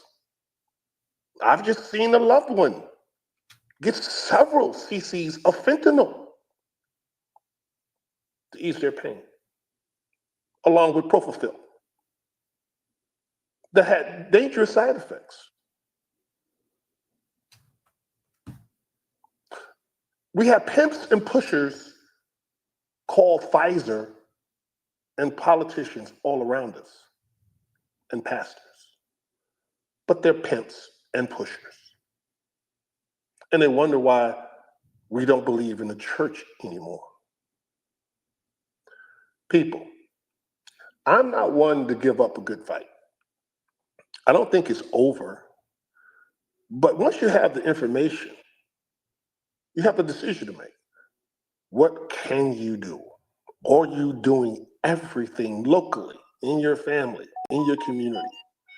Yes, it's hard. But I don't see AK-47s being made in America, at least not the Kalashnikov. Fentanyl, but they're all in America. Someone's buying them. Someone's selling us out. What about the Doji cuts? Did it ever fucking pass?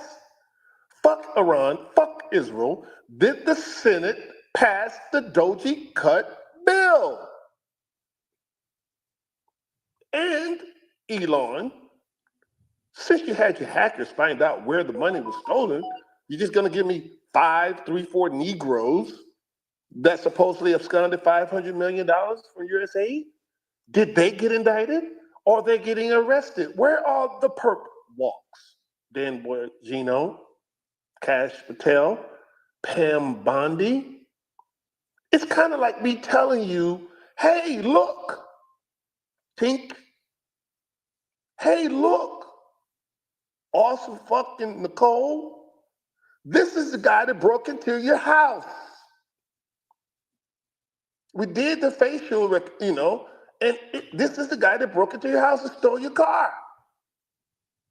And then you go, great. Have you arrested him? No, we haven't done that yet. Do you know where he lives? Yeah. Did you find my car? Yes and no. Wouldn't you be looking at law enforcement and be like, what? There's no closure if there's no indictments and no arrests. And they'll sit here and tell me, oh, they're taking the time to have a hard case that can't reach mistrial, can't this. You got the freaking client list. You got the millions of hours of videos of celebrities and popes and Catholics and pastors and preachers and Judas and everything actually having sex with children. And you're still doing nothing. Because you don't dare want the American people to know that this has been going on for decades. And your tax dollars paying for it. That is a matter of national security.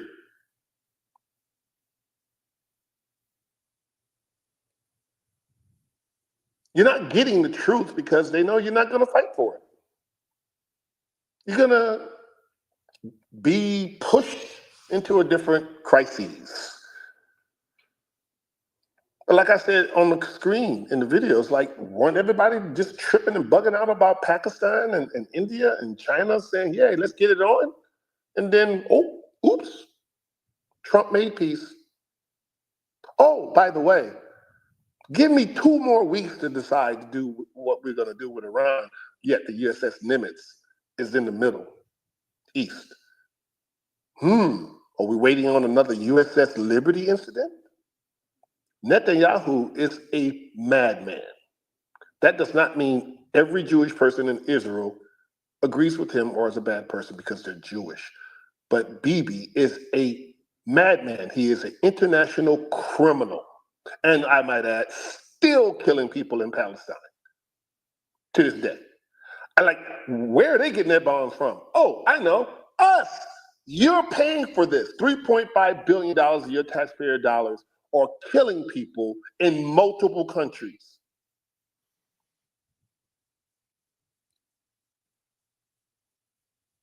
And Israel is what? Just a blip on the map when you look at it? It's a territory. But yet Christians want to say it's the Holy Land. Let's pray. Yeah, man, let me eat this bacon sandwich. It's real bacon, Rob. Yeah, it's not that fucking... Isaiah, Bibi has severe battle fatigue. Some of the worst battle fatigue I've ever seen in any soldier in my entire life. You're correct. Hey, Jeff, bro.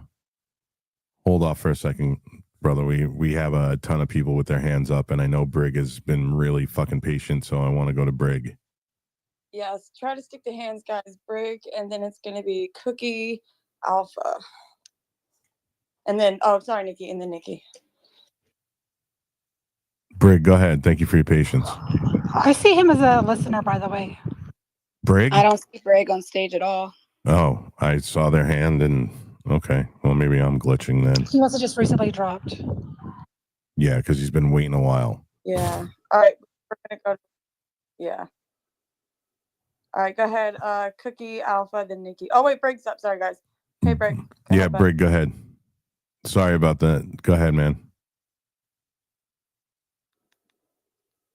Brig, you're up, bud. Okay, so until he comes up, Cookie, go ahead. Okay. Just 2 things. We do tend to look to our legislators to, stand up and do some things, but shit, they ain't going to stand up. They're not going to do anything unless it's something that's going to get them votes or push them over the top so they can keep running and keep their seats and stuff. And a good point is you look at, I'm not sure if it's just the Senate or maybe it's the House and Senate, but they've got that big, I don't know, some $17 million slush fund that they use to pay out complaints of sexual assault. But yet we can't see that. We know it's there, but we can't see it. Pam Bondi hasn't gone and confiscated it and gone through and, maybe do some charging with it or put it out there who's in this list and who was paid and, whatever. So they are not going to do anything about it. Plus laws, you can create every law you want and it still doesn't stop these type of people. You can create all kinds of guns laws and it still is going to happen. Criminals do not follow the law. That's why they're criminals. And the other thing I'd like to say, Rob, you made good points talking about, back in our childhood, if we did something wrong in the neighborhood, that mom or that dad of our friends, we got in trouble with them and then we get taken to our parents' house, we get in trouble with our parents. If they have to call the popo, they show up and Rob talked about, how, they're roughed up before and after and getting into the car, after the car, when they get to jail. I just want to say that's allegedly. I don't know that that's ever happened, but it's alleged that it happened. As far as the police go, I don't know what they do in the jail because, those guys are detention, not police.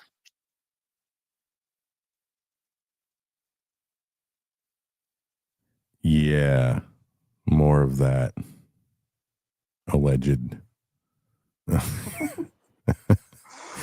Who's next, Tink? It's gonna be Alpha then Nikki.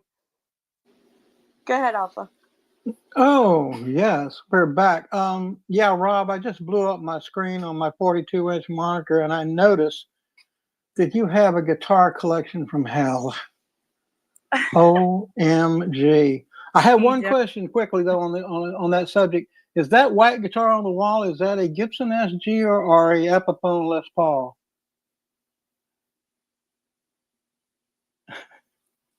Rob, did you hear him?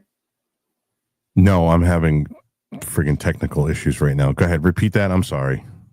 I was asking that white guitar over there on the wall to your left, is that a Gibson SG or is that an Epiphone Les Paul? Neither. It is a Schecter. Yeah, it's kind of hard to see from that angle, but yeah, It's that a one. Yeah, it's a that one. Schecter. It's a custom model. It's called the Vampira. It's actually kind of cool looking. It's got a Vampira on it. Lord. Well, I was looking at it. It looked to me like an SG from where I look at it, but hey. Yeah, I have a 63 SG. Yeah. It was my father's. And yeah, it doesn't get hung up with the rest of these, but I'm kind of a guitar freak. My wife won't let me have as many as I have. I already have too many. But yeah, I you love can't playing see. them. Anyhow, you can't see the rest Mr. of them over there. Isaiah, are you aware of a man named Royce White? You still here? Who are you asking, Alpha? Isaiah, I was wondering if he knew of a guy named Royce White. Isaiah, that's for you. Do you know that guy? I'm sorry, no, I do not. Yeah, he's running for Senate in Minnesota. You and him sound exactly alike. I mean, it's like listening to him. Almost the same talking points. The uniparty, the whole misadventure of you can't trust anybody of any political party anymore. The same story. He's a mixed ethnic guy from St. Paul, actually. But yeah, look him up, Royce White. You sound exactly like he's running for Senate up there. But I've seen some of his tweets, and I've seen him for a while. So, he's actually someone's actually funding him to run for office, huh? Yes, he ran against Amy Klobuchar, but he got the election stolen from him up there. Obviously, I mean, yeah, it's another stolen election. It's just amazing because you look at the man's grassroots support, and then you go, wait a minute. What happened? So there you go. But I have a book here. I don't know if anybody heard of David Horowitz. He used to be on Fox News. I met his ex-wife out in California. I did live in California for a while, but not in the communist progressive liberal shitholes that they have up there called San Francisco and LA. I lived in Central California. and I got to meet her, and she introduced me. They told me that she was actually married to him, and she introduced me to this book called "Hating Whitey and Other Progressive Causes." Now, many people don't know this, but David Horowitz was one of the founders of the Black Panthers. He worked with Huey Newton. And when they murdered his secretary, he did a 180 degree. And one of the things he has religiously screamed about was the inculcation of our education system by these Marxist communists and what the results were going to be. And if you go read that book, you will see that everything he said was going to happen has happened. That our media has been taken over by these people. They're brainwashing and indoctrinating people on a regular basis. You wonder why you're not getting any action from the public? There's your reason why. When you have a media and a party that's turning criminals into victims, and you wonder why you have pedophilia? Does anybody follow Grady Judd from Polk County, Florida? I do. Let me tell you, that man, the stuff that he's put on there on the pedophile raids that he's done and the prostitution raids, yeah, it's horribly disgusting. It's sickening. And they won't even begin to repeat some of the things that these agents have to listen to when these pedophiles come on there and the things they want to do to these 14-year-old girls, 9-year-old girls. And then on top of it, have a mother walk up there with her daughter to prostitute her to one of the people that's posing as a John. Yeah, what kind of world are we living in? Oh my God. He's actually a really good sheriff, and he's all about going after pedophiles, and that's one of the things that I've loved about him. And he's been I don't know what the word is, but he's been voted in to be the head sheriff for years and years because yeah, he really, I mean, he changed the record. He's awesome. But yeah, thank you, Alpha. Appreciate that. You're awesome. What I'm going to say is, if that is going on in Polk County, Florida, what is going on in the rest of this country? Yeah, that's everywhere, unfortunately. And yeah. the other part I wanted to say real fast was, many of the pedophiles they've caught, guess where they worked? Disney, Universal Studios. Yeah. Yep. I knew that. I land my helicopter. So I got to make a quick. You're awesome. I got to make a quick announcement to everybody. I'm getting a lot of DMs. I'm getting a lot of messages, guys. I'm not ignoring you. This is a different animal than just a space. We are, for those that don't realize, we are doing a actual live broadcast on the War Boys Studios. It's at War Boys Studios. The link is up in the title. It is my new studio. Oh, my phone is charged up. Do you want me to come back in there with you or what? Well, we're gonna go. Oh, no one wants to see your ugly face. Fuck you, Aaron. Yeah, fuck you, Aaron. Hold on, let me yeah, go. No, dude, there's enough ugly on the stage right now with Aaron, dude. Like, whoa, no, I'm winning this battle here. Oh no, you're not. I couldn't see who that speaker was. Let me just address a couple of things. I think most people in this space are aware of David Horowitz. I know I am. I'm aware of a number of things, but I want to, and I'm certainly know how Disney gets down. But I want to ask a question of the last speaker. I want to ask him, did he see Bonnie and Clyde with Warren Beatty and Faye Dunaway? Yes, I did. How did you feel? Who were you rooting for? Bonnie and Clyde or the G-men, the feds that were chasing them? That is a very searing question for you to ask, because the propensity of everyone was to make a hero out of Bonnie and Clyde. Until you see the second Bonnie and Clyde and what they actually did to people, then you have a wholly different opinion. And basically, but you're right. They wanted to make heroes out of Bonnie and Clyde in the movie, and that's exactly what they did. But they were vicious criminals. I'm going to ask you another question. Did you see the movie with Robert De Niro before we knew he was the Democrat shill idiot that he is today? Probably compromised with a compromise. Were you rooting for Al Capone and all the Al Capone movies, or were you rooting for the feds that were chasing in the Untouchables? There again, that's a compromising question, because again, the presentation is, oh, the way it was presented was that, Al Capone and his criminals were all a bunch of, people to be here, glorified. Let's put it that way. Yeah. Okay. And Hey, let me ask you one final question.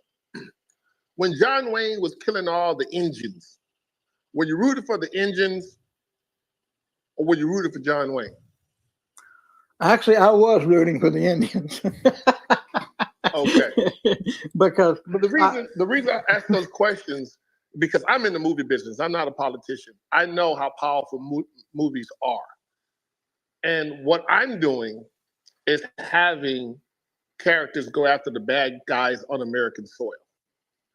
The problem that we have with pedophilia, like I said earlier, is all of the bad guys are in some foreign country. So it's easier to hate some Serbian, some Croatian guy because we don't know them. Hollywood has done a very good job in the last 75 years convincing you to root for the bad guy. It didn't always be that way. They've had a bad habit of revising history, including things in American history that shouldn't be there, that's a blatant lie, and excluding things and people that really were doing good things like Bass Reeves, right? Who arrested 3,000 people under federal law, being illiterate, with no cell phone, no satellite, no fax machine. Hollywood is controlled by a mindset that wants you to root for the debauched, the evil, the murderers, the rapists, and the killers. So when you see real murderers, rapists, killers, like Hillary Clinton, allegedly, Bill Clinton, allegedly with Haiti, Anthony Weiner, you just think, oh, they got caught, but they never went to prison. What I'm doing is, there is no habeas corpus in my world. If you did the crime of raping a child, you die. That's the movie nobody wants to be shown in America. That may be the movie that will force me to have to leave my great country of America, my great Texas state. And I'm okay with that. I have an exit strategy, but it's going to get made. It's going to be made because God says so. It's time. We are in the book of Revelations if you look at Revelations. It's over. They're dead. They're dying. We won. That's the word of encouragement to the space.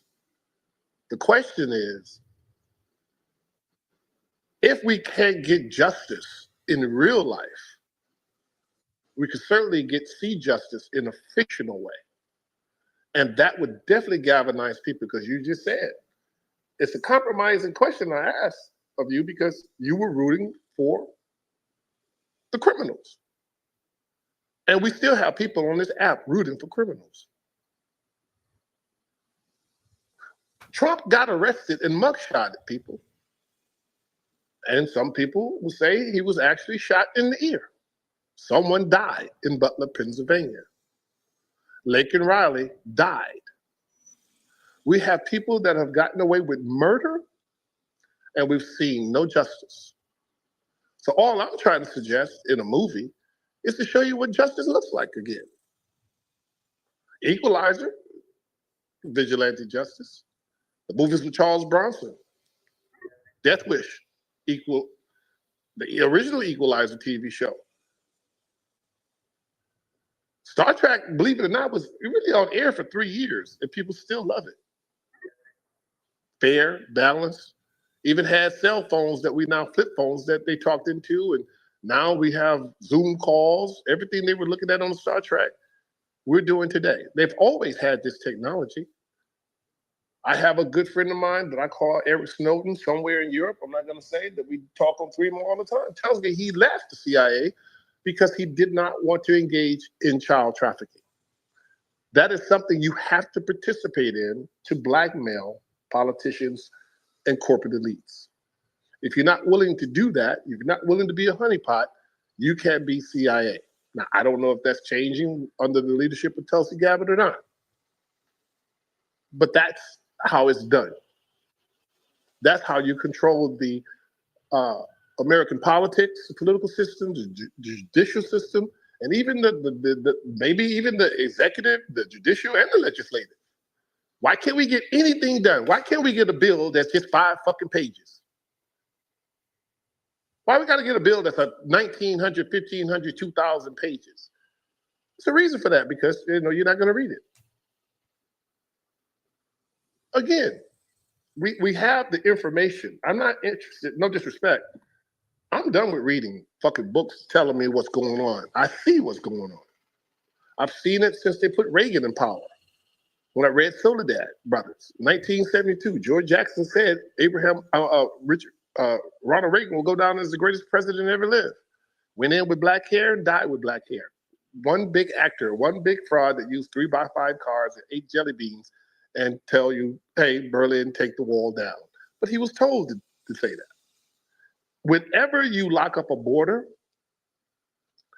drug addicts, drug dealers,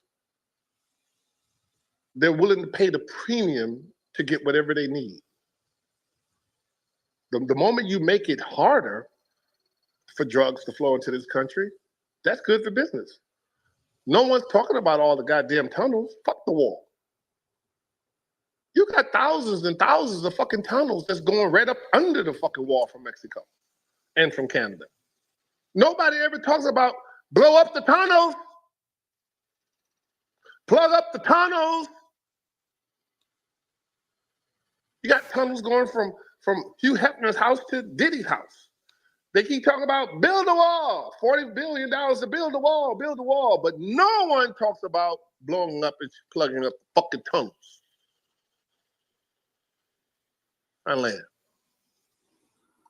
Can I say something, Isaiah? Can we? Oh yeah. I wanted to get to Nikki because Nikki's Go been ahead. waiting a hot minute.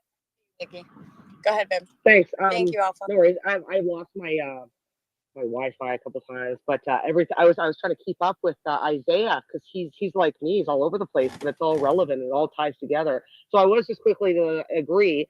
I wrote a thesis when I was 15 on the glorification of gangsterism in Hollywood. And how that it's meant to desensitize the masses and basically turn children against their parents, right? Prior to that, whatever I think it was Alfred mentioned, let's all reflect on how right was Ted Kaczynski. A little creepy, right? So whatever.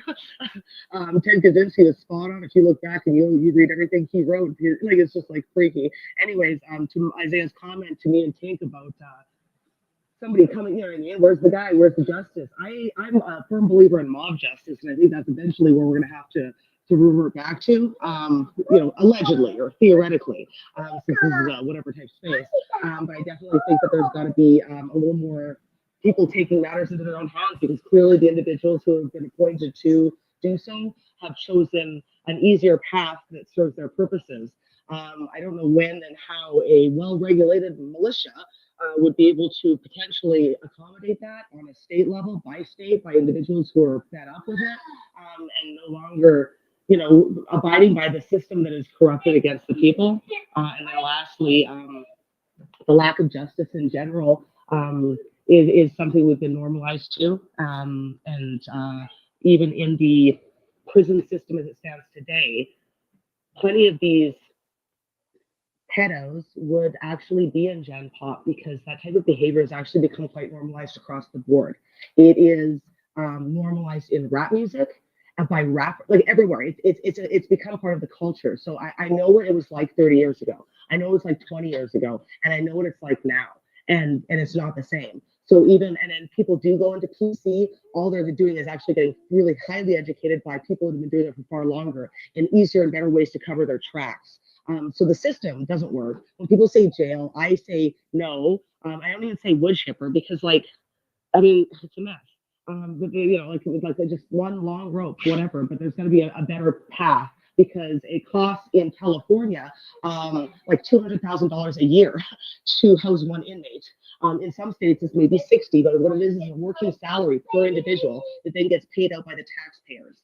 And so, what point in time do we have to reassess, penalties in general, and how that's doled out, let alone the fact that the justice system as a whole is just a big farce, and it's disgusting to watch. So I don't know how and when, above and beyond all these other things that were discussed, the people are going to be potentially capable to, let alone their will to, whether they want to or not, to rise above and actually reshape the system as it should have been, because it doesn't exist today, and I don't foresee it ever changing until there's going to be an uprising by people that are actually fed up and take matters into account. That's my rant. Thank you. Thanks, Nick. All right. We've been going at this for a while, guys. It's almost 6:00 Eastern. And to be quite honest with you, I have thoroughly enjoyed this. I want to thank Isaiah for coming on the show, coming in here and hanging out. Tank and Rocks for co-hosting. Shell, if you're listening, thank you so much. But to be honest with you guys, I've had enough of this for one day, and I want to get on my motorcycle. It's just that simple. I'm going to get out on my bike. It is Laconia Bike Week, the oldest bike rally in the country. And I'm going to get on my bike. I'm going to head down to Weirs Beach, and I'm going to take in the sights. But more importantly, get off the fucking app. We've been at this for so long. And most people I see are on it all day long. Go out into your communities, go out into your life, whether it be actually touching the grass or not. Go outside and touch the fucking grass. Go look at the fucking sky. Get off of the fucking doom scrolling. Go out and do something. Do something with your family. Get off the fucking app. I do appreciate you guys being here today. I do appreciate everybody watching. We almost hit fucking 3,000 viewers, which at this time slot is, I think, really good. But go and do something. Go out, have dinner tonight. Go out and do something. Get off the app. Fuck the doom scrolling. If we're gonna drop a nuke on Iran, it's gonna fucking happen. Shit's gonna hit the fan. And you know what? If you do believe yourself to be a Christian, ultimately, if it is our time, man, we're going to a much better place than this fucking place. That's for damn sure. So don't worry about anything that's going on right now. Deal with life and what's in front of you. All right, everybody. Aaron, thank you very much, brother, for coming in here and fucking co-hosting and helping out on the live. I want to again thank everybody for coming in here today and making this an extremely successful, in my estimation. I'm sure Enrique is going to say something different, but whatever. Fuck him. He can hear me too, so I don't really care. Thank you, Rob. You're awesome.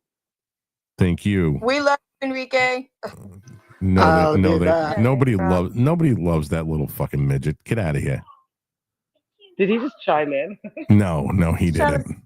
He's gone. The longer I go, the more likely he is going to jump in. But so Monday, guys, I'm going to be doing a special. I'm going to be doing a special one-off show with you motherfucker. It was a fucking wasp on my arm. I don't even know how it got in here. Okay? Yeah, no, it almost got me. I think. I don't know. I got him before he got me. Fucking asshole. But I'm doing a special show on Monday with Patriotic Baddie. She's the young black woman that stood tall and stood proud in Tampa all by herself. She looks like she's 90 pounds soaking wet, but stood there with a Trump flag and pushed back on all the no kings. And she's a fucking badass. And I give her a lot of credit for what she was capable of doing. And I'm really looking forward to that show on Monday. Once I get in time, I'm going to assume it's going to be at 5:00. So that way I'm not going into the Colonel Rob Mena show.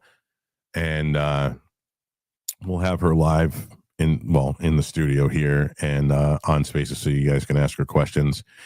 And going forward, we're going to work on how to integrate Spaces better into this because it's a different animal than just the space. So I'm going to have to try to work on, keeping you guys quiet while the show's going on. And we're going to have to limit, how much you guys talk.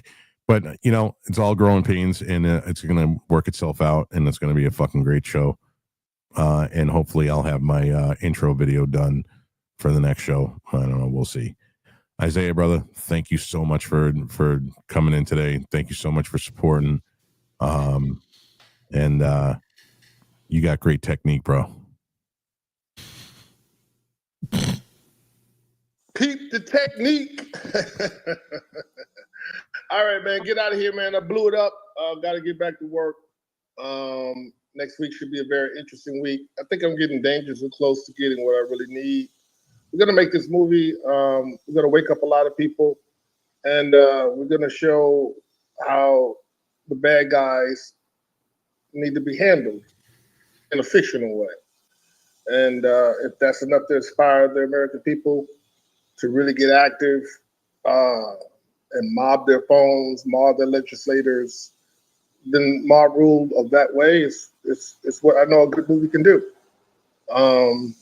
Like I said, you said Top Gun made people want to go in the military again, right? Movies have power.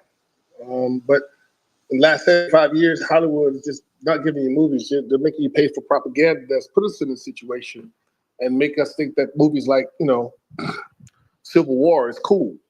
They do movies where they got so-called Republicans being hunted and killed.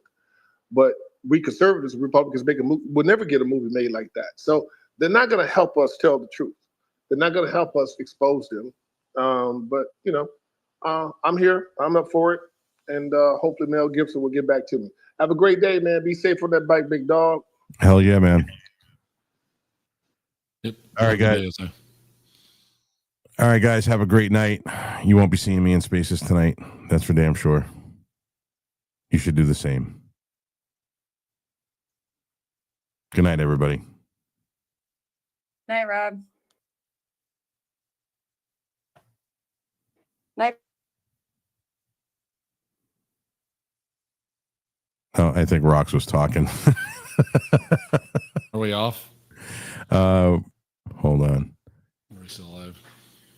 Looks like it's still alive, it says.